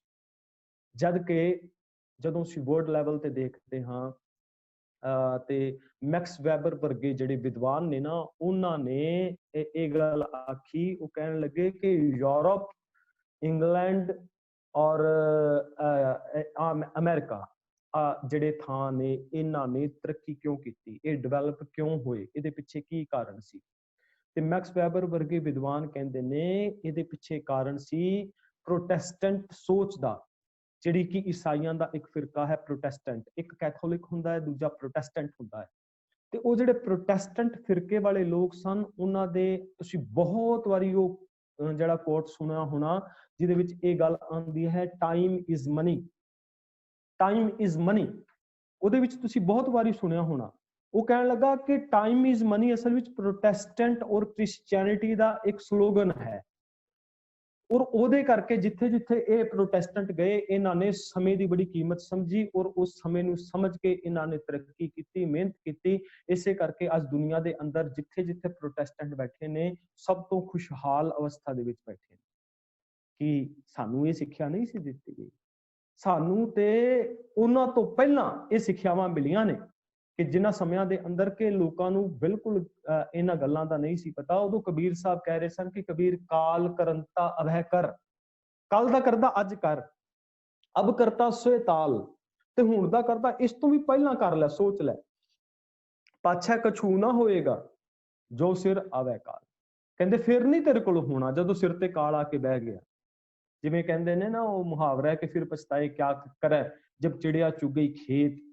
ਉਹ ਚਿੜੀਆ ਜਿਹੜੀ ਹੈ ਤੇਰੇ ਸ਼ੁਭ ਗੁਣਾਂ ਦੇ ਖੇਤ ਨੇ, ਉਹਨਾਂ ਨੂੰ ਚੁਗ ਨਾ ਜਾਵੇ, ਇਸ ਤੋਂ ਪਹਿਲਾਂ ਤਿਆਰੀ ਕਰ, ਇਸ ਤੋਂ ਪਹਿਲਾਂ ਆਪਣੀ ਤਿਆਰੀ ਕਰ ਲੈ, ਇਸ ਤੋਂ ਪਹਿਲਾਂ ਆਪਣੀ ਇੱਕ ਵਾੜ ਬਣਾ।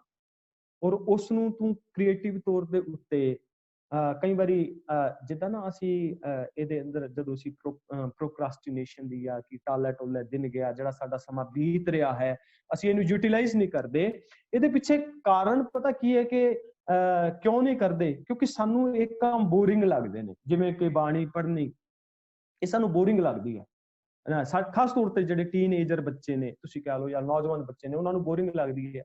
ਜਾਂ ਸਾਡੇ ਵਰਗੇ ਵੀ ਜਦੋਂ ਗੁਰਬਾਣੀ ਦਾ ਵਿਆਕਰਣ ਦਾ ਯਾਨੀ ਕਿ ਗ੍ਰਾਮਰ ਦਾ ਵਿਸ਼ਾ ਚੁਣ ਲੈਂਦੇ ਆ ਨਾ, ਕਿ ਜਦੋਂ ਸਾਨੂੰ ਪਤਾ ਲੱਗਦਾ ਵੀ ਗ੍ਰਾਮਰ ਦੀ ਗੱਲ ਕਰਾਂਗੇ ਅਸੀਂ, ਤੇ ਔਂਕੜ ਕਿਉਂ ਆ ਰਿਹਾ ਹੈ, ਔਂਕੜ ਦਾ ਆਉਣ ਦਾ ਕੀ ਕਾਰਨ ਹੈ, ਸਿਹਾਰੀ ਕਿਉਂ ਆ ਰਹੀ ਹੈ, ਫਿਰ ਉਹਦਾ ਕੀ ਕਾਰਨ ਹੈ, ਫਿਰ ਮੁਕਤਾ ਕਿਉਂ ਆ ਰਿਹਾ ਹੈ, ਮੁਕਤੇ ਹੋਣ ਦਾ ਕੀ ਕਾਰਨ ਹੈ, ਇਹ ਸਾਨੂੰ ਚੀਜ਼ਾਂ ਬੋਰਿੰਗ ਲੱਗਦੀਆਂ ਨੇ।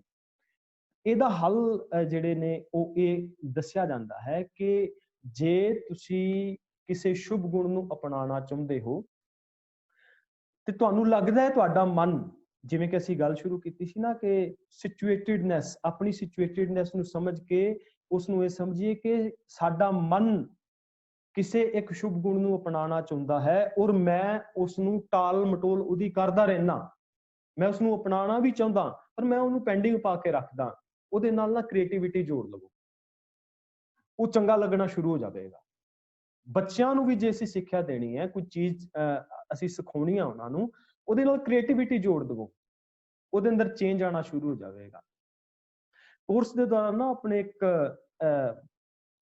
ਉਹਨਾਂ ਨੇ ਇੱਕ ਸਾਨੂੰ ਇੱਕ ਚੈਪਟਰ ਦਿੱਤਾ ਸੀ ਜਿਹਦੇ ਵਿੱਚ ਨਾ ਇੱਕ ਅਲਸੀਦ ਨਾਮ ਦਾ ਟਿਊਨੀਸ਼ੀਅਨ ਪੇਂਟਰ ਸੀਗਾ। ਅਲਸੀਦ ਇਹ ਹੈ ਸੀ ਫ੍ਰੈਂਚ ਟਿਊਨੀਸ਼ੀਅਨ ਹੈ, ਰਹਿੰਦਾ ਫ੍ਰੈਂਚ ਹੈ ਪਰ ਹੈ ਇਹ ਪਿੱਛੋਂ ਜਿਹੜਾ ਹੈ ਮਿਡਲ ਈਸਟ ਤੋਂ ਮੂਵ ਹੋ ਕੇ ਤੇ ਫਰਾਂਸ ਦੇ ਵਿੱਚ ਗਿਆ ਸੀਗਾ। ਇਸਲਾਮ ਮਤ ਦਾ ਧਾਰਨੀ ਸੀਗਾ। ਇਸਨੇ ਇਹਦੇ ਮਨ ਵਿੱਚ ਆਇਆ ਕਿ ਸਾਡੇ ਇਸਲਾਮ ਦੀ ਜਾਂ ਸਾਡੀ ਅਰਬੀ ਦੀ ਜਿਹੜੀ ਸਾਡੀ ਕੁਰਾਨ ਦੀਆਂ ਕੁਝ ਆਇਤਾਂ ਨੇ ਜਾਂ ਸਾਡੇ ਜਿਹੜੇ ਕੁਝ ਚੰਗੇ ਸੋਮੇ ਨੇ, ਉਹਨਾਂ ਨੂੰ ਨਾ ਵਰਲਡ ਲੈਵਲ ਦੇ ਉੱਤੇ ਮੈਂ ਕਿਵੇਂ ਪ੍ਰਮੋਟ ਕਰਾਂ, ਕਿਉਂਕਿ ਵਰਲਡ ਲੈਵਲ ਦੇ ਅੰਦਰ ਇਹਨਾਂ ਨੂੰ ਕੇਵਲ ਇੱਕ ਸੰਕੀਰਣ ਸੋਚ ਦੇ ਨਾਲ, ਛੋਟੀ ਸੋਚ ਦੇ ਨਾਲ ਦੇਖਿਆ ਜਾਂਦਾ ਸੀ, ਜਿਹਦੇ ਵਿੱਚ ਇਹ ਕਿਹਾ ਜਾਂਦਾ ਸੀ ਕਿ ਆਹ ਲੋਕ ਤੇ ਟੈਰਰਿਸਟ ਨੇ ਜਾਂ ਇਹ ਲੋਕ ਜਿਹੜੇ ਨੇ ਉਹ ਭੈੜੀ ਸੋਚ ਰੱਖਦੇ ਨੇ, ਇਹਨਾਂ ਦੀ ਸੋਚ ਬੜੀ ਭੈੜੀ ਹੈ, ਗੰਦੀ ਹੈ। ਤੇ ਇਸਨੇ ਸ਼ੁਰੂਆਤ ਕੀਤੀ ਸੀਗੀ ਕੈਲੀਗ੍ਰਾਫੀ ਤੋਂ, ਔਰ ਇਸਨੇ ਆਪਣੀ ਜਿਹੜੀ ਕੈਲੀਗ੍ਰਾਫੀ ਸ਼ੁਰੂ ਕੀਤੀ ਤੇ ਇਸਨੇ ਕੈਲੀਗ੍ਰਾਫੀ ਸ਼ੁਰੂ ਕੀਤੀ ਸੀ ਵੱਡੇ ਵੱਡੇ ਘਰਾਂ ਨੂੰ ਇਸਨੇ ਨਾ ਪੇਂਟ ਕਰਨਾ ਸ਼ੁਰੂ ਕਰ ਦਿੱਤਾ, ਅਰਬੀ ਦੇ ਵਿੱਚ ਹੀ, ਯੂਰਪ ਦੇ ਵਿੱਚ। ਤੇ ਕਈਆਂ ਨੂੰ ਪਤਾ ਨਹੀਂ ਸੀ ਹੁੰਦਾ, ਉਹ ਪੇਂਟ ਕਰ ਜਾਂਦਾ ਸੀ ਸਾਰਾ ਦਾ ਸਾਰਾ, ਤੇ ਜਦੋਂ ਪਤਾ ਲੱਗਦਾ ਸੀ ਤੇ ਉਹਨਾਂ ਨੇ ਉਹਨੂੰ ਜਿਹੜਾ ਉਹ ਜਵਾਬ ਦੇਣਾ ਸ਼ੁਰੂ ਕਰ ਦਿੱਤਾ। ਖੈਰ ਇਸਨੇ ਨਾ ਉਹਦੇ ਉਸ ਕ੍ਰੀਏਟਿਵਿਟੀ ਨੂੰ, ਉਹ ਜਿਹੜੀਆਂ ਅਰਬੀ ਦੀਆਂ ਆਇਤਾਂ ਸਨ, ਇਸਨੇ ਉਸਨੂੰ ਖਤਮ ਨਹੀਂ ਕੀਤਾ, ਇਸਨੇ ਉਸਨੂੰ ਆਪਣੇ ਆਰਟ ਦੇ ਨਾਲ ਜੋੜ ਕੇ ਵੱਡੇ ਕੈਨਵਸ ਤੇ ਲਿਆ ਕੇ ਇਸਨੇ ਕਰਨ ਦਾ ਯਤਨ ਕੀਤਾ। ਇਹ ਇਜਿਪਟ ਗਿਆ। ਇਜਿਪਟ ਦੇ ਵਿੱਚ ਜਾ ਕੇ ਨਾ ਇਸਨੇ ਉੱਥੇ ਕੁਝ ਗਾਰਬੇਜ ਕਲੈਕਟਰ ਏਰੀਆ ਨੇ, ਜਿੱਥੇ ਜਿਹੜੇ ਗੰਦਗੀ ਚੁਣਦੇ ਨੇ। ਜਾਤੀਵਾਦ ਸਾਡੇ ਵਿੱਚ ਹੀ ਨਹੀਂ, ਇਹ ਲਗਭਗ ਵਰਲਡ ਦੇ ਅੰਦਰ ਹੀ ਹੈ। ਉੱਥੇ ਨਾ ਜ਼ਰੀਬ ਲੋਕ ਰਹਿੰਦੇ ਨੇ, ਉਹਨਾਂ ਦਾ ਨਾਮ ਹੈ ਜ਼ਰੀਬ ਲੋਕ। ਪਿਗ ਪਾਲਦੇ ਨੇ, ਇਹ ਸੂਰ ਪਾਲਦੇ ਨੇ। ਤੇ ਹੋਇਆ ਕੀ ਸੀ ਕਿ ਉਹ ਸਲਮ ਦੇ ਵਿੱਚ ਰਹਿੰਦੇ ਜ਼ਰੀਬ ਲੋਕ ਜਿਹੜੇ ਨੇ, ਜਿਨ੍ਹਾਂ ਨੂੰ ਇਜਿਪਟ ਵਿੱਚ ਜਬਾਲੀਨ ਕਿਹਾ ਜਾਂਦਾ ਹੈ, ਹੋਇਆ ਕੀ ਕਿ ਇੱਕ ਵਾਇਰਸ ਫੈਲਣ ਕਰਕੇ, ਜਿਵੇਂ ਹੁਣ ਕੋਵਿਡ ਵਾਇਰਸ ਫੈਲਿਆ ਹੈ ਨਾ, ਇਜਿਪਟ ਦੇ ਵਿੱਚ ਇੱਕ ਵਾਇਰਸ ਫੈਲ ਗਿਆ। ਔਰ ਉਹ ਜਿਹੜੇ ਉਸ ਇਲਾਕੇ ਦੇ ਇੱਕ ਕਿੱਤਾ ਸੀ ਜਿਨ੍ਹਾਂ ਦਾ, ਜਿਹੜੇ ਕਿ ਉਹ ਪਿਗਸ ਨੂੰ ਪਾਲਦੇ ਸੀਗੇ ਤੇ ਉਹਨਾਂ ਦਾ ਬਿਜ਼ਨਸ ਕਰਦੇ ਸੀ, ਉੱਥੇ ਵਾਇਰਸ ਫੈਲਣ ਕਰਕੇ ਨਾ ਉਹ ਜਿਹੜੇ ਸੂਰ ਸੀ ਉਹ ਖਤਮ ਹੋ ਗਏ ਤੇ ਸਾਰੇ ਸੂਰਾਂ ਨੂੰ ਸਲੋਟਰ ਕਰਨਾ ਪਿਆ ਉਹਨਾਂ ਨੂੰ। ਉਹ ਖਤਮ ਹੋ ਗਏ, ਉਹਨਾਂ ਦਾ ਬਿਜ਼ਨਸ ਖਤਮ ਹੋ ਗਿਆ, ਉਹ ਡਾਊਨ ਹੋ ਗਏ। ਤੇ ਇਹ ਬੰਦਾ ਉਸ ਗੰਦਗੀ ਵਿੱਚ ਜਾ ਕੇ ਨਾ, ਸਲਮ ਦੇ ਵਿੱਚ ਜਾ ਕੇ ਇਸਨੇ ਜਿਹੜਾ ਦੂਰੋਂ ਸ਼ਹਿਰ ਦੇ ਵਿੱਚ ਕੋਈ ਜਾਂਦਾ ਨਹੀਂ ਸੀ ਨਾ, ਇਸਨੇ ਬਹੁਤ ਵੱਡੇ ਬਿਲਡਿੰਗਸ ਨੂੰ ਕੈਨਵਸ ਦੇ ਰੂਪ ਦੇ ਵਿੱਚ ਬਣਾ ਕੇ ਉੱਥੇ ਅਰਬੀ ਦੀ ਆਇਤਾਂ ਨੂੰ ਪੇਂਟ ਕੀਤਾ। ਯਾਨੀ ਕਿ ਆਪਣੇ ਆਰਟ ਦੇ ਵਿੱਚ ਕ੍ਰੀਏਟੀਵਿਟੀ ਲਿਆ ਕੇ ਅਰਬੀ ਦੀਆਂ ਆਇਤਾਂ ਲਿਖ ਦਿੱਤੀਆਂ। ਔਰ ਇੰਨਾ ਸੋਹਣਾ ਉਸ ਇਲਾਕੇ ਨੂੰ ਬਣਾ ਲਿਆ ਕਿ ਵੱਡੇ ਦੂਰੋਂ ਜਿਹੜਾ ਵੀ ਟੂਰਿਸਟ ਆਉਂਦਾ ਸੀ, ਜਿਹੜਾ ਇਜਿਪਟ ਜਾਂਦਾ ਸੀਗਾ, ਉਹ ਇਹਦੀ ਪੇਂਟਿੰਗਸ ਨੂੰ ਦੇਖਣ ਵਾਸਤੇ ਉੱਥੇ ਜ਼ਰੂਰ ਜਾਂਦਾ ਸੀ। ਤੇ ਜਦੋਂ ਉਹ ਅਰਬੀ ਪੜ੍ਹਦਾ ਸੀ, ਲਿਖੀ ਹੋਈ ਇਬਾਰਤਾਂ ਪੜ੍ਹਦਾ ਸੀ, ਤੇ ਉਹਦਾ ਫਿਰ ਮੀਨਿੰਗ ਵੀ ਪੁੱਛਦਾ ਸੀ ਕਿ ਇਹਦਾ ਮੀਨਿੰਗ ਕੀ ਹੈ।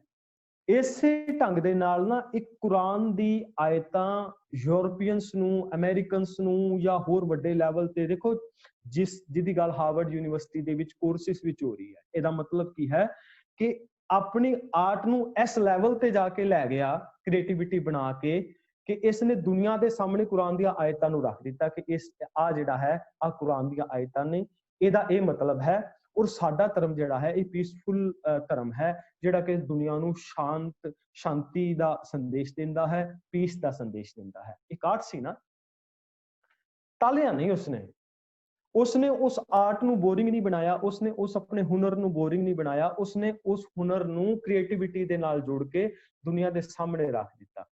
ਔਰ ਐਸੇ ਹਾਲਾਤਾਂ ਦੇ ਵਿੱਚ ਰੱਖਿਆ ਜਿੱਥੇ ਕਿ ਕੋਈ ਆ ਕੇ ਵੜਦਾ ਨਹੀਂ ਸੀ, ਜਿੱਥੇ ਦੁਰਗੰਧੀ ਹੈ, ਗੰਦਗੀ ਹੈ, ਜਿੱਥੇ ਕੋਈ ਸਮਾਜ ਦਾ, ਜਿੱਥੇ ਕੋਈ ਭਲਾ ਨਹੀਂ ਹੋ ਰਿਹਾ, ਉਸ ਸਥਾਨ ਤੇ ਜਾ ਕੇ ਉਸਨੇ ਉਹ ਗੱਲ ਕੀਤੀ।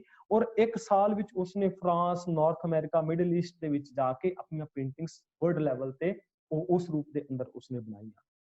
ਸੋ ਐਸੀ ਕ੍ਰੀਏਟੀਵਿਟੀ ਦੇ ਨਾਲ ਅਸੀਂ ਆਪਣੇ ਸ਼ੁਭ ਗੁਣ ਨੂੰ, ਜਿਸ ਨੂੰ ਅਸੀਂ ਅਪਣਾਉਣਾ ਚਾਹੁੰਦੇ ਹਾਂ, ਉਸ ਨੂੰ ਕ੍ਰੀਏਟੀਵਿਟੀ ਨਾਲ ਜੋੜ ਕੇ ਆਪਣੀ ਲਾਈਫ ਦੇ ਅੰਦਰ ਇਹ ਚੇਂਜ ਲਿਆ ਸਕਦੇ ਹਾਂ, ਜਿਹਦੇ ਬਾਰੇ ਕਬੀਰ ਸਾਹਿਬ ਜੀ ਬਾਤ ਕਰ ਰਹੇ ਨੇ ਕਿ ਜੇ ਕੁਝ ਕਰਨਾ ਚਾਹੁੰਦੇ ਹੋ ਤੇ ਅੱਜ ਹੀ ਤੋਂ ਸ਼ੁਰੂ ਕੀਤਾ ਜਾ ਸਕਦਾ ਹੈ, ਕੋਈ ਵੱਡੀ ਗੱਲ ਨਹੀਂ।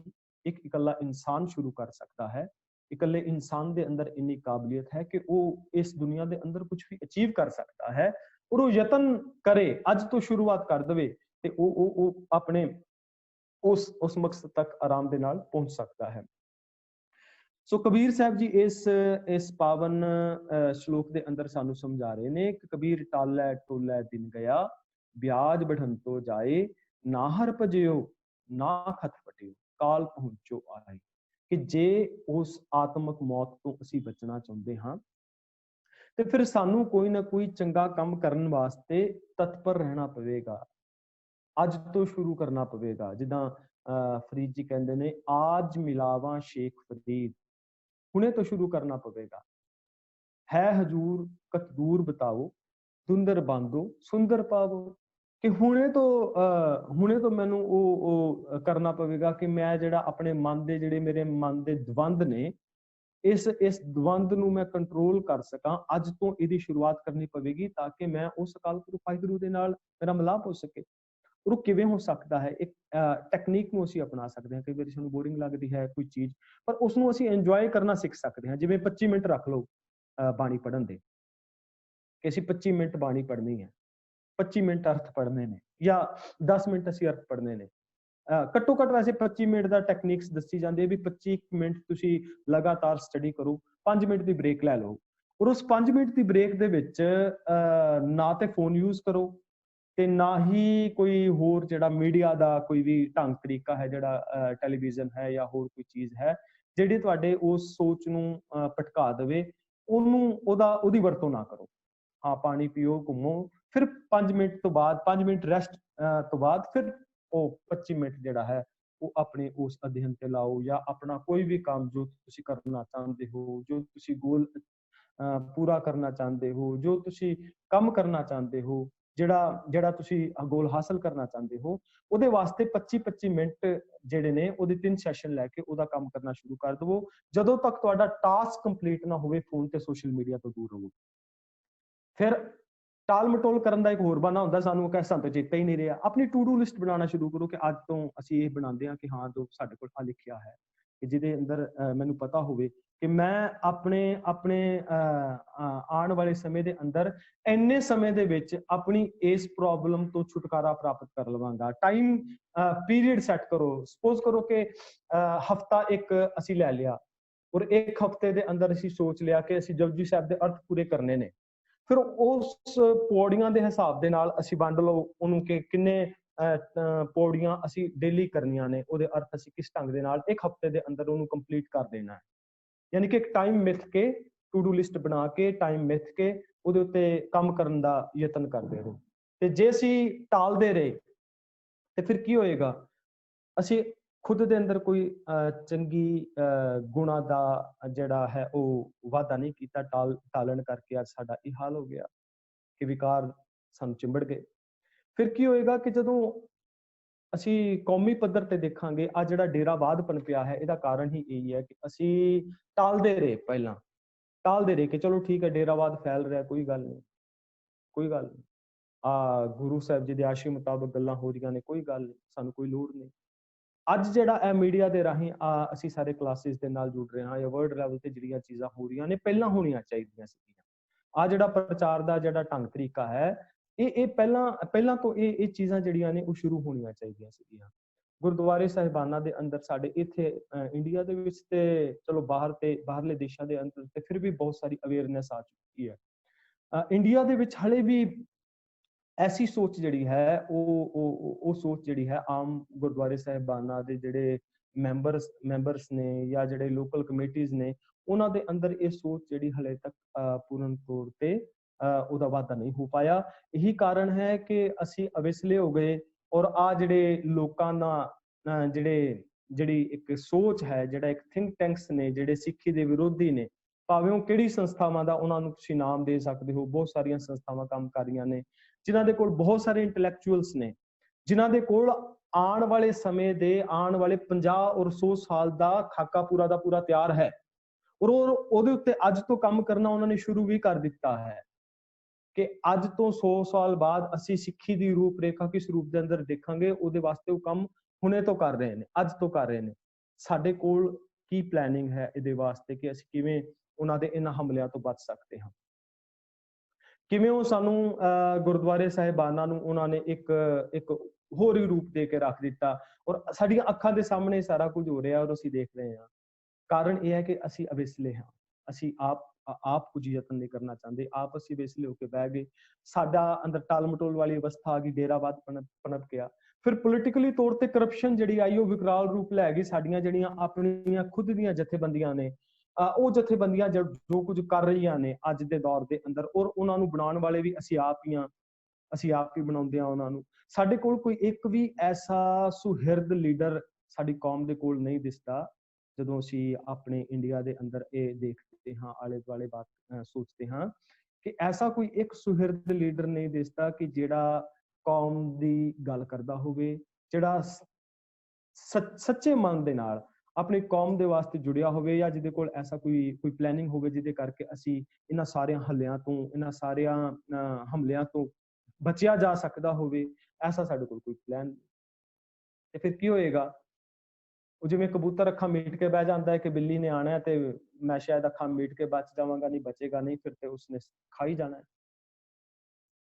ਇਸ ਕਰਕੇ ਕਬੀਰ ਸਾਹਿਬ ਜੀ ਕਹਿ ਰਹੇ ਨੇ ਕਿ ਇਸ ਤੋਂ ਪਹਿਲਾਂ ਕਿ ਤੇਰੇ ਹੱਥੋਂ ਸਾਰਾ ਕੁਝ ਨਿਕਲ ਜਾਏ, ਸਭ ਕੁਝ ਚਲਾ ਜਾਏ ਤੇਰੇ ਕੋਲੋਂ, ਤੂੰ ਇਹਨਾਂ ਨੂੰ ਟਾਲ ਨਾ, ਔਰ ਆਪਣੇ ਉਸ ਟਾਲ ਮਟੋਲ ਵਾਲੀ ਅਵਸਥਾ ਦੇ ਵਿੱਚੋਂ ਨਿਕਲ ਔਰ ਆਪਣੇ ਜੀਵਨ ਦੇ ਅੰਦਰ ਚੇਂਜ ਕਰ।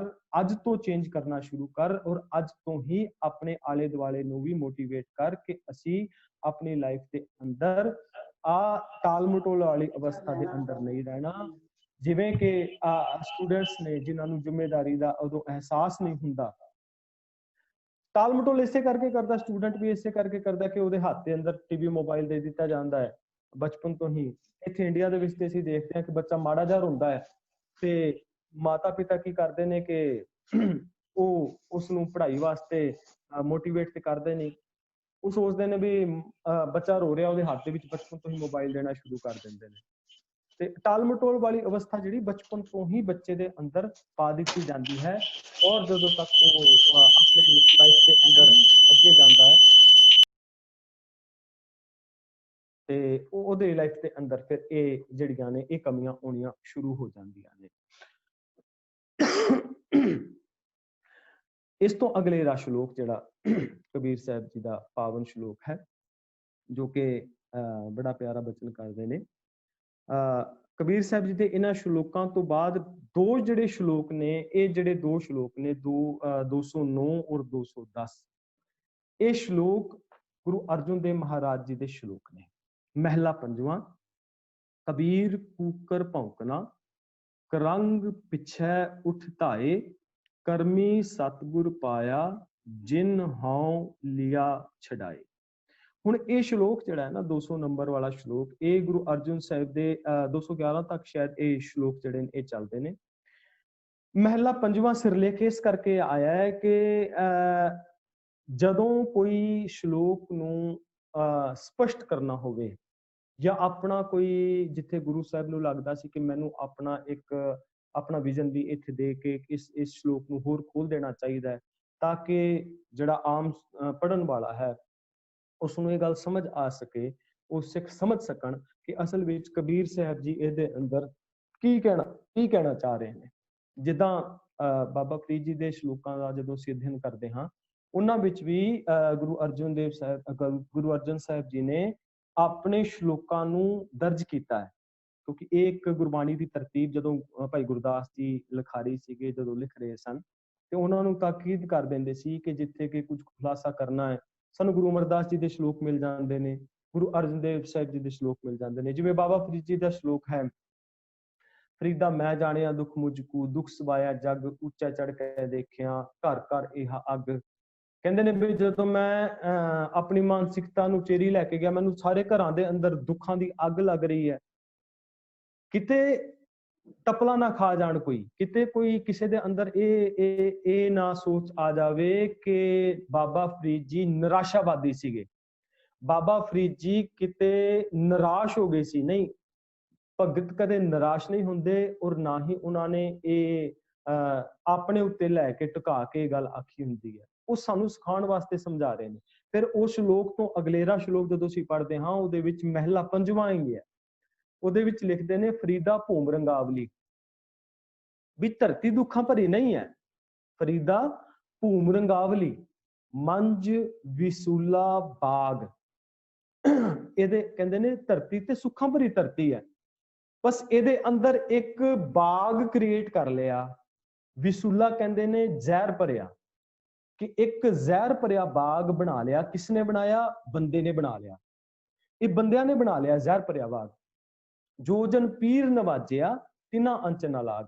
ਜਿਨ੍ਹਾਂ ਉੱਤੇ ਉਸ ਗੁਰੂ ਨੇ ਰਹਿਮਤ ਕਰ ਦਿੱਤੀ ਉਹਨਾਂ ਨੂੰ ਇਸ ਦੁੱਖਾਂ ਦਾ ਸੇਕ ਨਹੀਂ ਲੱਗਦਾ, ਯਾਨੀ ਕਿ ਉਹ ਇਸ ਦੁੱਖਾਂ ਤੋਂ ਉਹ ਬਚਿਆ ਰਹਿੰਦਾ ਹੈ, ਉਹਨਾਂ ਨੂੰ ਸੇਕ ਨਹੀਂ ਲੱਗਦਾ। ਯਾਨੀ ਕਿ ਜਦੋਂ ਸ਼ਲੋਕ ਜਿਹੜੇ ਨੇ ਉਹ ਕਈ ਵਾਰੀ ਸਾਨੂੰ ਸਮਝ ਨਾ ਆਉਣ ਤੇ ਗੁਰੂ ਅਰਜਨ ਸਾਹਿਬ ਜੀ ਨੇ ਇਹਨਾਂ ਨੂੰ ਸਮਝਾਉਣ ਦੇ ਵਾਸਤੇ ਆਪਣੇ ਸ਼ਲੋਕ ਕੁਝ ਅੰਕਿਤ ਕਰ ਦਿੱਤੇ, ਜਾਂ ਆਪਣਾ ਇਹ ਕਹਿ ਲਓ ਆਪਣਾ ਵਿਜ਼ਨ ਵੀ ਦੇ ਦਿੱਤਾ ਨਾਲ ਨਾਲ। ਉਸੇ ਹੀ ਸੰਦਰਭ ਦੇ ਅੰਦਰ ਆ ਜਿਹੜਾ ਸ਼ਲੋਕ ਹੈ, ਇਸ ਸ਼ਲੋਕ ਦੇ ਅੰਦਰ ਸਾਨੂੰ ਸਮਝਾ ਰਹੇ ਨੇ, ਇਹਨੂੰ ਹੋਰ ਖੋਲ ਕੇ ਬਿਆਨ ਕਰਦੇ ਨੇ। ਕਹਿੰਦੇ ਨੇ ਕਬੀਰ ਕੂਕਰ ਭੌਂਕਣਾ, ਕਰੰਗ ਪਿਛੈ ਉਠ ਧਾਏ, ਕਰਮੀ ਸਤ ਪਾਇਆ, ਜਿਨ ਹਉ ਲਿਆ ਛਡਾਏ। ਕੂਕਰ ਕਹਿੰਦੇ ਨੇ ਕੁੱਤੇ ਨੂੰ। ਕਰੰਗ ਦਾ ਮਤਲਬ ਹੁੰਦਾ ਮੁਰਦਾਰ, ਯਾਨੀ ਕਿ ਜਿਹੜਾ ਢਾਂਚਾ ਹੁੰਦਾ ਹੱਡੀਆਂ ਦਾ, ਇਉਂ ਕਹਿ ਲਓ ਕਿ ਜਿੱਥੇ ਹੱਡਾਂ ਰੋੜੀਆਂ ਦੇ ਉੱਤੇ ਪਏ ਹੁੰਦੇ ਨੇ। ਕਰਮੀ ਸਤਿਗੁਰ ਪਾਇਆ, ਪ੍ਰਭੂ ਦੀ ਮਿਹਰ ਦੇ ਨਾਲ ਕਹਿੰਦੇ ਨੇ ਕਿ ਜਿਸ ਵੀ ਬੰਦੇ ਨੇ, ਹੇ ਕਬੀਰ, ਉਹ ਭੌਂਕਣ ਵਾਲਾ ਭਾਵ ਲਾਲਚ ਦਾ ਮਾਰਿਆ ਕੁੱਤਾ ਜਿਹੜਾ ਸਦਾ ਮੁਰਦਾਰ ਵੱਲ ਦੌੜਦਾ ਹੈ, ਯਾਨੀ ਕਿ ਉਹ ਹੱਡਾਂ ਦੇ ਪਿੱਛੇ ਦੌੜਦਾ ਹੈ। ਇਸੇ ਤਰ੍ਹਾਂ ਵਿਕਾਰਾਂ ਤੇ ਆਸਾਂ ਵਿੱਚ ਫਸਿਆ ਹੋਇਆ ਮਨੁੱਖ ਸਦਾ ਵਿਕਾਰਾਂ ਤੇ ਆਸ਼ਾਵਾਂ ਵੱਲ ਹੀ ਦੌੜਦਾ ਹੈ।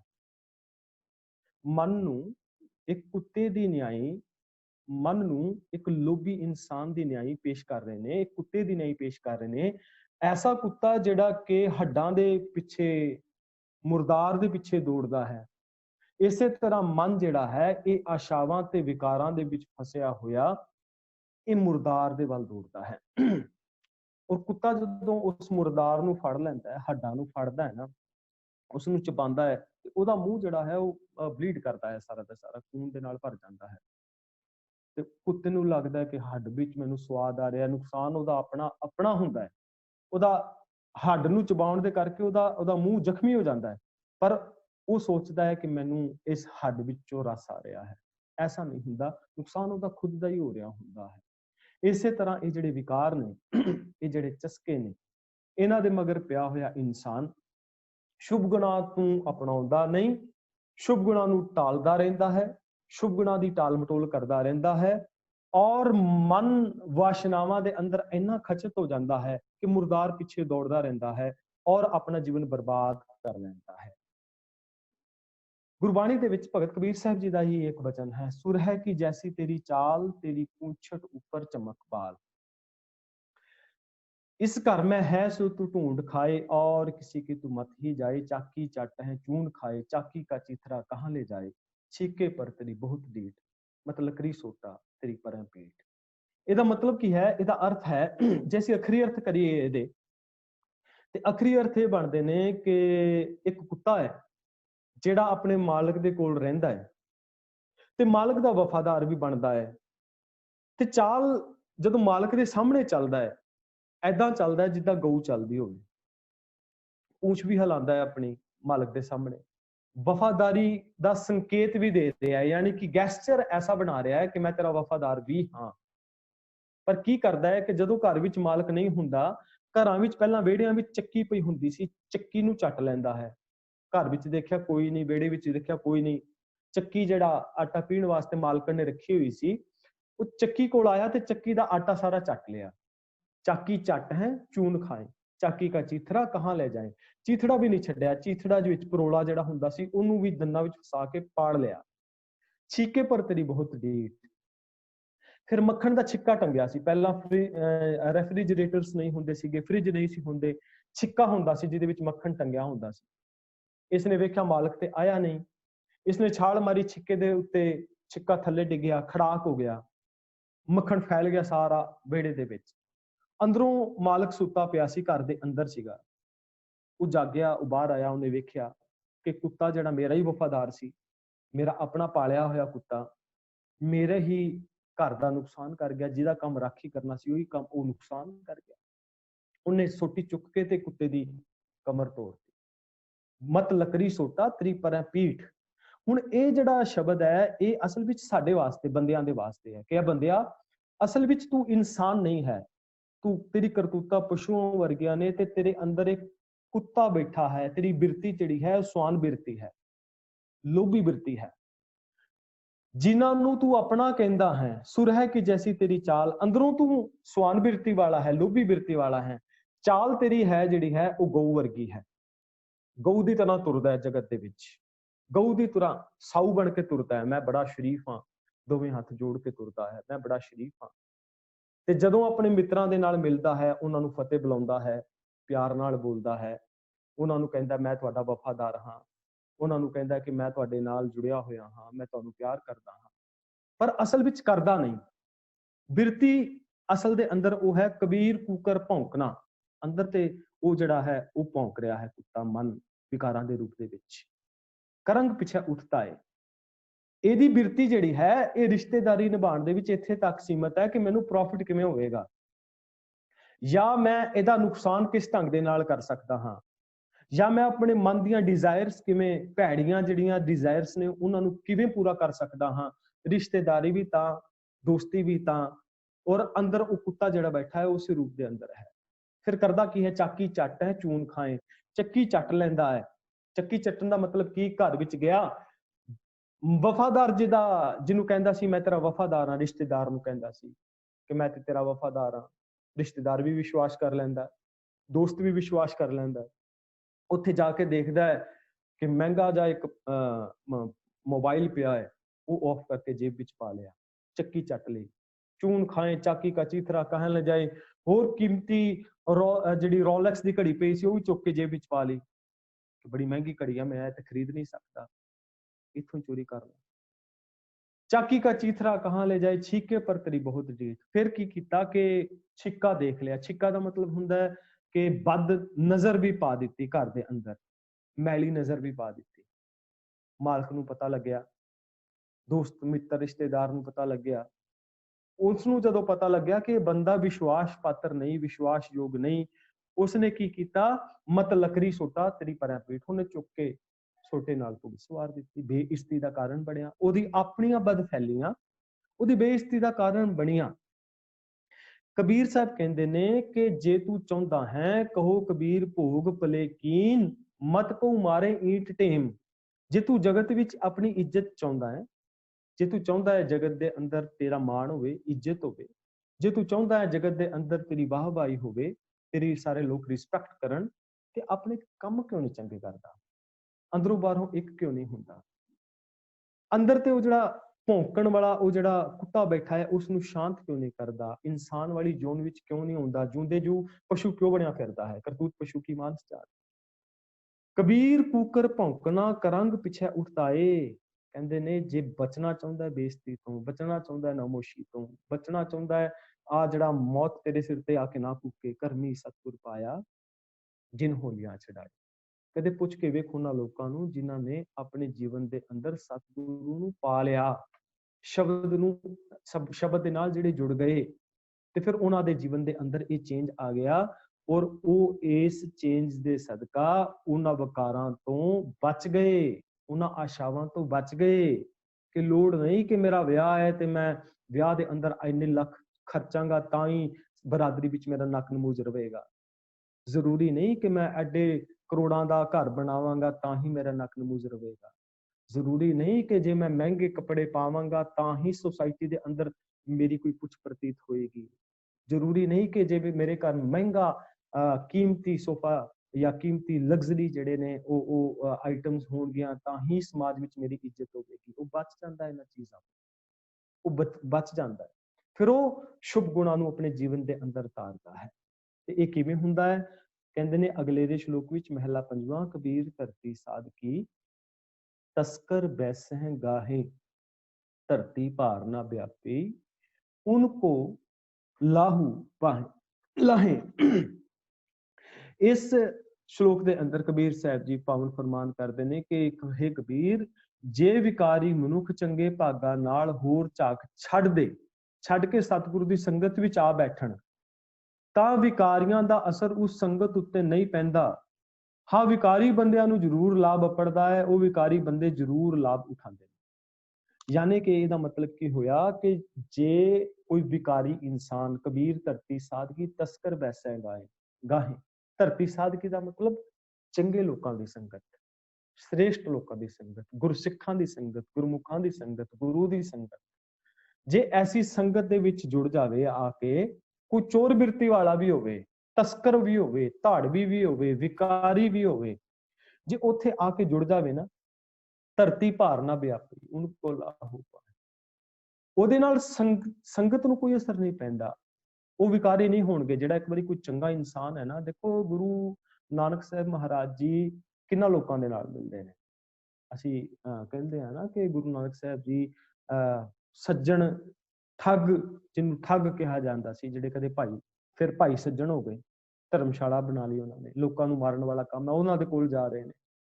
ਗੁਰੂ ਨਾਨਕ ਸਾਹਿਬ ਜੀ ਕੋਡੇ ਭੀਲ ਵਰਗੇ, ਜਿਹੜਾ ਰਾਖਸ਼ੀ ਬਿਰਤੀ ਵਾਲਾ ਸੀਗਾ, ਹੈ ਸੀ ਭੀਲ ਪਰ ਲੋਕਾਂ ਨੂੰ ਮਾਰ ਮਾਰ ਕੇ ਖਾਂਦਾ ਸੀਗਾ, ਉਹਦੇ ਕੋਲ ਜਾ ਰਹੇ ਨੇ।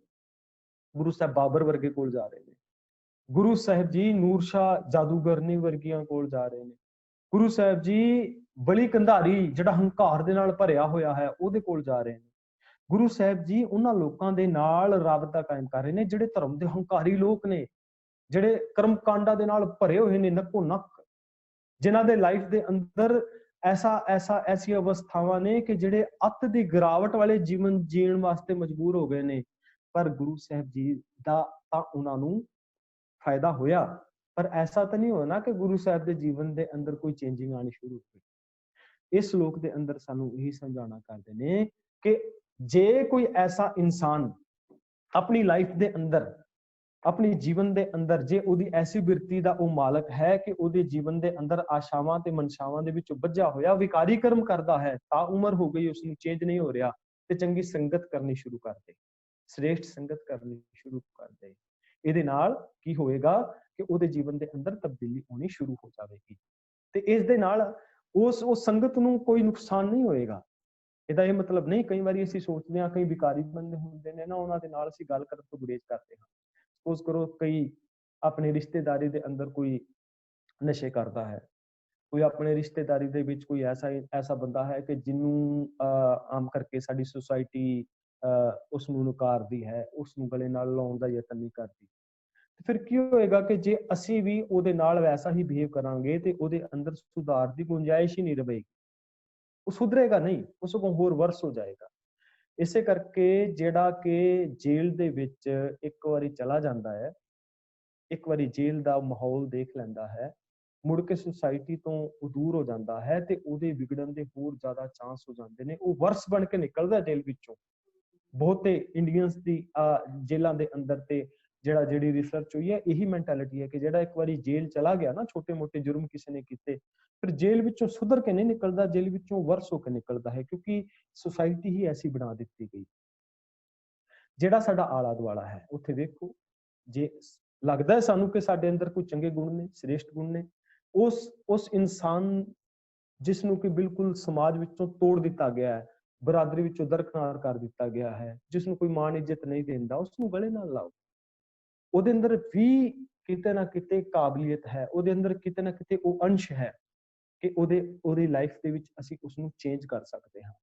ਬਹੁਤ ਸਾਰੇ ਬੱਚੇ ਐਸੇ ਹੁੰਦੇ ਨੇ ਜਿਨ੍ਹਾਂ ਦੇ ਅੰਦਰ ਪੋਸੀਬਿਲਿਟੀਜ਼ ਹੁੰਦੀਆਂ ਨੇ, ਪਰ ਕਈ ਵਾਰੀ ਐਸਾ ਹੁੰਦਾ ਹੈ ਕਿ ਬੱਚਿਆਂ ਦੇ ਨਾਲ ਮਾਤਾ ਪਿਤਾ ਇੰਨੇ ਨਾਰਾਜ਼ ਹੋ ਜਾਂਦੇ ਨੇ ਕਿ ਜੇ ਉਹ ਕੋਈ ਮਾੜਾ ਜਿਹਾ ਸਟੈਪ ਚੁੱਕ ਲਵੇ, ਉਹਦੇ ਨਾਲ ਬੋਲਦੇ ਹੀ ਨਹੀਂ।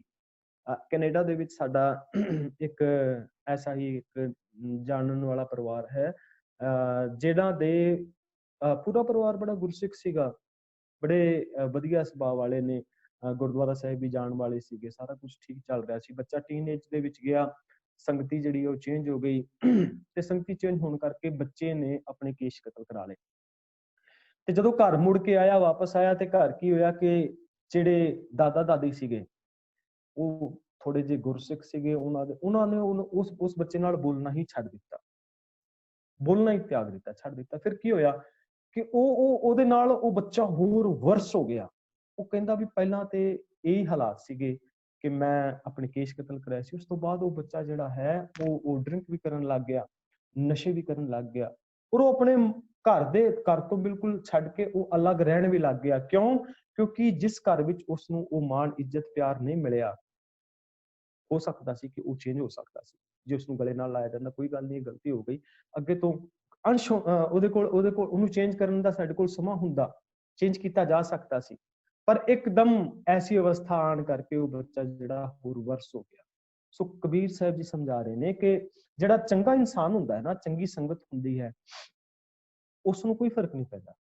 ਹਾਂ, ਕਿਸੇ ਮਾੜੇ ਦਾ ਜੀਵਨ ਅਸੀਂ ਚੇਂਜ ਕਰ ਸਕਦੇ ਹਾਂ, ਉਹਦੇ ਅੰਦਰ ਚੇਂਜਿੰਗ ਲਿਆਈ ਜਾ ਸਕਦੀ ਹੈ। ਬੁੱਧ ਦੀ ਬੜੀ ਵਧੀਆ ਘਟਨਾ ਹੁੰਦੀ ਹੈ। ਮਹਾਤਮਾ ਬੁੱਧ ਕੋਲ ਨਾ ਗ੍ਰੰਥ ਸੀਗਾ, ਇੱਕ ਬੜਾ ਮਹੱਤਵਪੂਰਨ ਗ੍ਰੰਥ ਸੀਗਾ, ਤੇ ਉਹਦੇ ਚੇਲੇ ਸਨ, ਸਾਰੇ ਜਿਹੜੇ ਭਿਕਸ਼ੂ ਸੀਗੇ, ਉਹਨਾਂ ਨੂੰ ਵੀ ਪਤਾ ਸੀ ਗ੍ਰੰਥ ਬੜਾ ਕੀਮਤੀ ਹੈ। ਤੇ ਉਹਨਾਂ ਨੇ ਨਾ ਉਹ ਗ੍ਰੰਥ, ਇੱਕ ਬੰਦੇ ਨੇ ਨਾ ਜਿਹਦੇ ਮਨ ਵਿੱਚ ਆਈ ਕਿ ਚਲ ਮੈਂ ਗ੍ਰੰਥ ਚੋਰੀ ਕਰਕੇ ਵੇਚ ਦੇਣਾ, ਉਹਦੇ ਮਨ ਦੇ ਅੰਦਰ ਵਿਕਾਰ ਪੈਦਾ ਹੋ ਗਿਆ, ਲਾਲਚ ਆ ਗਿਆ। ਤੇ ਜਦੋਂ ਲਾਲਚ ਆ ਕੇ ਉਹ ਗ੍ਰੰਥ ਨੂੰ ਚੁੱਕ ਕੇ ਲੈ ਗਿਆ, ਤੇ ਚੁੱਕ ਕੇ ਜਾ ਕੇ ਨਾ ਕਿਸੇ ਸ਼ਾਹੂਕਾਰ ਦੇ ਕੋਲ ਚਲਾ ਗਿਆ। ਕਹਿਣ ਲੱਗਾ ਵੀ ਕਿੰਨੇ ਦਾ ਵਿਕੇਗਾ? ਕਹਿੰਦਾ ਵੀ ਤੂੰ ਗ੍ਰੰਥ ਰੱਖ ਜਾ, ਤੇਰਾ ਗ੍ਰੰਥ ਮੈਂ ਕਿਸੇ ਵਿਦਵਾਨ ਨੂੰ ਦਿਖਾਵਾਂਗਾ ਤਾਂ ਕਿ ਸਾਨੂੰ ਪਤਾ ਲੱਗ ਜਾਵੇ ਇਹਦੀ ਕੀਮਤ ਕਿੰਨੀ ਹੈ, ਮੈਂ ਤੈਨੂੰ ਕੀਮਤ ਦੇ ਦੇਵਾਂਗਾ ਉਹਦੀ। ਹੁਣ ਪਿੱਛੋਂ ਜਦੋਂ ਗ੍ਰੰਥ ਚੋਰੀ ਹੋਇਆ ਤੇ ਬੁੱਧ ਜਿਹੜੇ ਸੀਗੇ ਉਹਨਾਂ ਨੂੰ ਪਤਾ ਸੀ ਕਿ ਉਹ ਬੰਦਾ ਚੋਰੀ ਕਰਕੇ ਲੈ ਕੇ ਗਿਆ। ਉਹਨਾਂ ਨੇ ਉਹਦੇ ਪਿੱਛੇ ਬੰਦੇ ਨਹੀਂ ਘੱਲੇ, ਕਿਉਂਕਿ ਜੇ ਕਿਤੇ ਉਸ ਨੂੰ ਫੜ ਲਿਆ ਜਾਂਦਾ, ਉਹਦੇ ਉੱਤੇ ਇੱਕ ਠੱਪਾ ਲੱਗ ਜਾਂਦਾ ਚੋਰੀ ਦਾ, ਮੁੜ ਕੇ ਉਸਨੇ ਝੂਠ ਬੋਲ ਦੇਣਾ ਸੀ ਕਿ ਮੇਰੇ ਕੋਲ ਤੇ ਗ੍ਰੰਥ ਹੈ ਹੀ ਨਹੀਂ। ਉਸਨੇ ਕਿਹਾ ਆਪਣੇ ਬੰਦਿਆਂ ਨੂੰ ਕਿ ਜੇ ਤੁਸੀਂ ਉਹਦੇ ਪਿੱਛੇ ਜਾਓਗੇ, ਉਹਨੇ ਗ੍ਰੰਥ ਕਿਤੇ ਲੁਕੋਇਆ ਹੋਵੇਗਾ, ਤੁਸੀਂ ਉਹਨੂੰ ਆਖੋਗੇ, ਇੱਕ ਤੇ ਉਹ ਚੋਰ ਪਹਿਲਾਂ ਹੀ ਬਣ ਚੁੱਕਿਆ ਹੈ, ਦੂਜਾ ਉਹਦੇ ਅੰਦਰ ਇੱਕ ਹੋਰ ਔਗਣ ਆਏਗਾ, ਫਿਰ ਉਹ ਝੂਠ ਵੀ ਬੋਲਣਾ ਸ਼ੁਰੂ ਕਰ ਦੇਵੇਗਾ, ਝੂਠ ਵੀ ਬੋਲੇਗਾ, ਮੁਕਰ ਵੀ ਜਾਏਗਾ, ਉਹਦੇ ਅੰਦਰ ਸੁਧਾਰ ਦੀ ਗੁੰਜਾਇਸ਼ ਨਹੀਂ ਰਹੇਗੀ। ਇਸ ਕਰਕੇ ਉਹਦੇ ਪਿੱਛੇ ਜਾਣ ਦਾ ਕੋਈ ਲਾਭ ਨਹੀਂ। ਇੱਕ ਗ੍ਰੰਥ ਚਲਾ ਗਿਆ, ਕੋਈ ਗੱਲ ਨਹੀਂ, ਅਸੀਂ ਹੋਰ ਗ੍ਰੰਥ ਤਿਆਰ ਕਰ ਲਾਂਗੇ। ਕਹਿੰਦੇ ਕੋਈ ਗੱਲ ਨਹੀਂ, ਕਿਉਂਕਿ ਉਹਦੇ ਅੰਦਰ ਉਹ ਸੋਚਦੇ ਸੀਗੇ ਕਿ ਇਹਦੇ ਅੰਦਰ ਅਸੀਂ ਤਬਦੀਲੀ ਲਿਆ ਸਕਦੇ ਹਾਂ। ਇਸ ਤੋਂ ਬਾਅਦ ਕੀ ਹੋਇਆ, ਉਹ ਸ਼ਾਹੂਕਾਰ ਜਿਹੜਾ ਸੀ ਉਹ ਗ੍ਰੰਥ ਲੈ ਕੇ ਬੁੱਧ ਕੋਲ ਹੀ ਚਲਾ ਗਿਆ। ਹੁਣ ਵੇਖੋ, ਬੁੱਧ ਉਸ ਨੂੰ ਵੀ ਇਹ ਗੱਲ ਨਹੀਂ ਕਹਿੰਦਾ ਕਿ ਆ ਜਿਹੜਾ ਗ੍ਰੰਥ ਹੈ, ਇਹ ਗ੍ਰੰਥ ਜਿਹੜਾ ਹੈ ਚੋਰੀ ਕੀਤਾ ਹੋਇਆ ਹੈ। ਉਹ ਸ਼ਾਹੂਕਾਰ ਪੁੱਛਦਾ ਇਹਦੀ ਕੀਮਤ ਕੀ ਹੋਏਗੀ? ਕਹਿੰਦਾ ਬੇਸ਼ਕੀਮਤੀ ਹੈ, ਇਹਦੀ ਕੋਈ ਕੀਮਤ ਨਹੀਂ, ਬਹੁਤ ਮਹਿੰਗਾ ਹੈ। ਤੇ ਸ਼ਾਹੂਕਾਰ ਅਗਲੇ ਦਿਨ ਜਾ ਕੇ ਉਹ ਚੋਰ ਜਿਹੜਾ ਭਿਕਸ਼ੂ ਹੁੰਦਾ ਉਹਦੇ ਕੋਲ ਜਾਂਦਾ, ਉਹ ਕਹਿੰਦਾ ਵੀ ਕਿੰਨੇ ਦੀ ਹੈ, ਇਹਦੀ ਕੀਮਤ ਕਿੰਨੀ ਲਾਈ? ਕਹਿੰਦਾ ਚੱਲ ਤੈਨੂੰ ਮੈਂ 10 ਮੋਹਰਾਂ ਦੇ ਦੇਵਾਂਗਾ। ਕਹਿੰਦਾ ਤੂੰ ਇਹਦੀ ਕੀਮਤ ਕਿਹਦੇ ਕੋਲੋਂ ਲਵਾ ਕੇ ਲਿਆਇਆ? ਕਹਿੰਦਾ ਸਾਡੇ ਇਲਾਕੇ ਵਿੱਚ ਬੁੱਧ ਤੋਂ ਵੱਡਾ ਵਿਦਵਾਨ ਕੌਣ ਹੋ ਸਕਦਾ, ਉਹਦੇ ਕੋਲ ਲੈ ਕੇ ਗਿਆ। ਕਹਿੰਦਾ ਉਹਨੇ ਤੈਨੂੰ ਕੁਝ ਕਿਹਾ ਨਹੀਂ? ਕਹਿੰਦਾ ਨਹੀਂ, ਉਹਨੇ ਨਹੀਂ ਕੁਝ ਕਿਹਾ। ਉਹਨੇ ਤੈਨੂੰ ਕੁਝ ਦੱਸਿਆ ਨਹੀਂ? ਕਹਿੰਦਾ ਨਹੀਂ, ਉਹਨੇ ਨਹੀਂ ਕੁਝ ਦੱਸਿਆ। ਉਹ ਭਿਕਸ਼ੂ ਇੰਨਾ ਸ਼ਰਮਸਾਰ ਹੋਇਆ ਕਿ ਉਸ ਨੂੰ ਪਤਾ ਸੀ ਗ੍ਰੰਥ ਚੋਰੀ ਦਾ ਹੈ, ਬੁੱਧ ਕੋਲ ਚਲਾ ਵੀ ਗਿਆ ਸੀ, ਉਹ ਰੱਖ ਵੀ ਸਕਦਾ ਸੀ ਆਪਣੇ ਕੋਲ, ਪਰ ਉਸਨੇ ਉਹ ਗ੍ਰੰਥ ਵਾਪਸ ਕਰ ਦਿੱਤਾ। ਉਹ ਗ੍ਰੰਥ ਵਾਪਸ ਕਰਕੇ ਇਹ ਵੀ ਕਹਿ ਦਿੱਤਾ ਬੇਸ਼ਕੀਮਤੀ ਹੈ। ਉਸ ਨੂੰ ਇੰਨੀ ਜ਼ਿਆਦਾ ਆਤਮਗਲਾਨੀ ਹੋਈ, ਉਹ ਉਸੇ ਵੇਲੇ ਉਹ ਗ੍ਰੰਥ ਲੈ ਕੇ ਕਹਿਣ ਲੱਗਾ ਵੀ ਵੇਚ। ਕਹਿੰਦਾ ਨਹੀਂ ਵੇਚਣਾ। ਕਹਿੰਦਾ ਜਿੰਨੀ ਮੋਹਰਾਂ ਕਹੇਗਾ ਉਨੀ ਦਿੰਦਾ ਹਾਂ। ਕਹਿੰਦਾ ਨਹੀਂ, ਹੁਣ ਨਹੀਂ ਦੇਵਾਂਗਾ, ਮੈਂ ਆਪਣੀ ਜ਼ਮੀਰ ਦੀ ਕੋਈ ਕੀਮਤ ਜਿਹੜੀ ਹੈ ਉਹ ਬਿਆਨ ਨਹੀਂ ਕਰ ਸਕਦਾ। ਹੁਣ ਵਾਪਸ ਉਹ ਗ੍ਰੰਥ ਲੈ ਕੇ ਬੁੱਧ ਕੋਲ ਜਾਂਦਾ ਹੈ ਤੇ ਬੁੱਧ ਦੇ ਚਰਨਾਂ ਵਿੱਚ ਬਹਿ ਕੇ ਕਹਿੰਦਾ ਕਿ ਤੁਸੀਂ ਮੈਨੂੰ ਬਰਬਾਦ ਹੋਣ ਤੋਂ ਬਚਾ ਲਿਆ। ਸੋ ਸਤਸੰਗਤ ਦੇ ਵਿੱਚ ਇਹ ਗੁਣ ਹੈ ਕਿ ਜਿੱਥੇ ਜਾ ਕੇ ਸਾਨੂੰ ਸਾਡੀ ਜਿਹੜੇ ਜੀਵਨ ਦੇ ਅੰਦਰ ਔਗਣ ਨੇ, ਸੰਗਤ ਜਾਂ ਗੁਰੂ ਭੁੱਲਣ ਅੰਦਰ ਸਭ ਕੋ ਅਭੁੱਲ ਗੁਰੂ ਕਰਤਾਰ। ਅਸੀਂ ਸਾਰੇ ਹੀ ਭੁੱਲਣ ਦੇ ਵਿੱਚ ਆ। ਅਭੁੱਲ ਕੌਣ ਹੈ? ਅਭੁੱਲ ਗੁਰੂ ਤੇ ਕਰਤਾਰ। ਅਸੀਂ ਸਾਰੇ ਭੁੱਲਣ ਵਿੱਚ ਆ, ਸਾਰੇ ਭੁੱਲਾਂ ਕਰਦੇ ਹਾਂ ਅਸੀਂ। ਤੇ ਜੇ ਸਾਡੀ ਲਾਈਫ ਦੇ ਵਿੱਚ ਜਾਂ ਜ਼ਿੰਦਗੀ ਦੇ ਵਿੱਚ ਜਾਂ ਜ਼ਿੰਦਗੀ ਜਿਉਂਦਿਆਂ ਸਾਡੇ ਕੋਲੋਂ ਕੋਈ ਭੁੱਲਾਂ ਹੋਈਆਂ ਨੇ, ਤੇ ਗੁਰੂ ਪਾਤਸ਼ਾਹ ਜੀ ਸਾਨੂੰ ਗਲਵਕੜੀ ਦੇ ਵਿੱਚ ਲੈਣ ਵਾਸਤੇ ਤਿਆਰ ਨੇ, ਦੁਬਾਰਾ ਤਿਆਰ ਨੇ। ਸੋ ਯਤਨ ਕਰੀਏ ਕਿ ਇਹ ਜਿਹੜੇ ਇਸ ਸ਼ਲੋਕ ਦੇ ਅੰਦਰ ਸਾਨੂੰ ਸਮਝਾਇਆ ਗਿਆ ਕਿ ਕਬੀਰ ਟਾਲੈ ਟੋਲੈ ਦਿਨ ਗਿਆ, ਵਿਆਜ ਵਢਣ ਤੋਂ ਜਾਏ, ਨਾ ਹਰ ਭਜਿਓ ਨਾ ਖੱਟ ਪਟਿਓ, ਕਾਲ ਪਹੁੰਚੋ ਆਏ। ਅਸੀਂ ਟਾਲ ਮਟੋਲ ਨਹੀਂ ਕਰਨੀ, ਅਸੀਂ ਐਸੀ ਅਵਸਥਾ ਦੇ ਵਿੱਚ ਨਹੀਂ ਜਾਣਾ ਕਿ ਸਾਡੇ ਔਗਣਾਂ ਦਾ ਵਿਆਜ ਵੱਧਦਾ ਜਾਵੇ ਔਰ ਸਾਡੀ ਉਹ ਕੌਨਸ਼ੀਅਸ, ਸਾਡੀ ਜ਼ਮੀਰ ਦੇ ਉੱਤੇ ਇੰਨੇ ਭਾਰੂ ਹੋ ਜਾਣ ਕਿ ਸਾਡੀ ਆਤਮਾ ਦੀ ਆਵਾਜ਼ ਹੀ, ਸਾਡੀ ਅੰਦਰਲੀ ਕੌਨਸ਼ੀਅਸ ਦੀ ਆਵਾਜ਼ ਹੀ ਬੰਦ ਹੋ ਜਾਵੇ। ਕਿਉਂ? ਕਿਉਂਕਿ ਨਾ ਹਰ ਭਜਿਓ ਨਾ ਖੱਟ ਪਟਿਓ, ਕਾਲ ਪਹੁੰਚੋ ਆਏ। ਕਿਤੇ ਉਹ ਕਾਲ ਸਾਨੂੰ ਮੁੜ ਕੇ ਤੰਗ ਨਾ ਕਰੇ, ਪਰੇਸ਼ਾਨ ਨਾ ਕਰੇ, ਸਾਡੀ ਜ਼ਮੀਰ ਦੀ ਮੌਤ ਨਾ ਹੋ ਜਾਵੇ। ਸੋ ਇਹ ਜਿਹੜੇ ਅਸੀਂ 3 ਸ਼ਲੋਕਾਂ ਦੀ ਵਿਚਾਰ ਕੀਤੀ ਹੈ, ਇੱਥੇ ਅਸੀਂ ਸਮਾਪਤੀ ਕਰਦੇ ਹਾਂ ਜੀ। ਸਮਾਂ ਸਮਾਪਤ ਹੈ। ਹੋਈਆਂ ਭੁੱਲਾਂ ਦੀ ਮੁਆਫੀ। ਵਾਹਿਗੁਰੂ ਜੀ ਕਾ ਖਾਲਸਾ, ਵਾਹਿਗੁਰੂ ਜੀ ਕੀ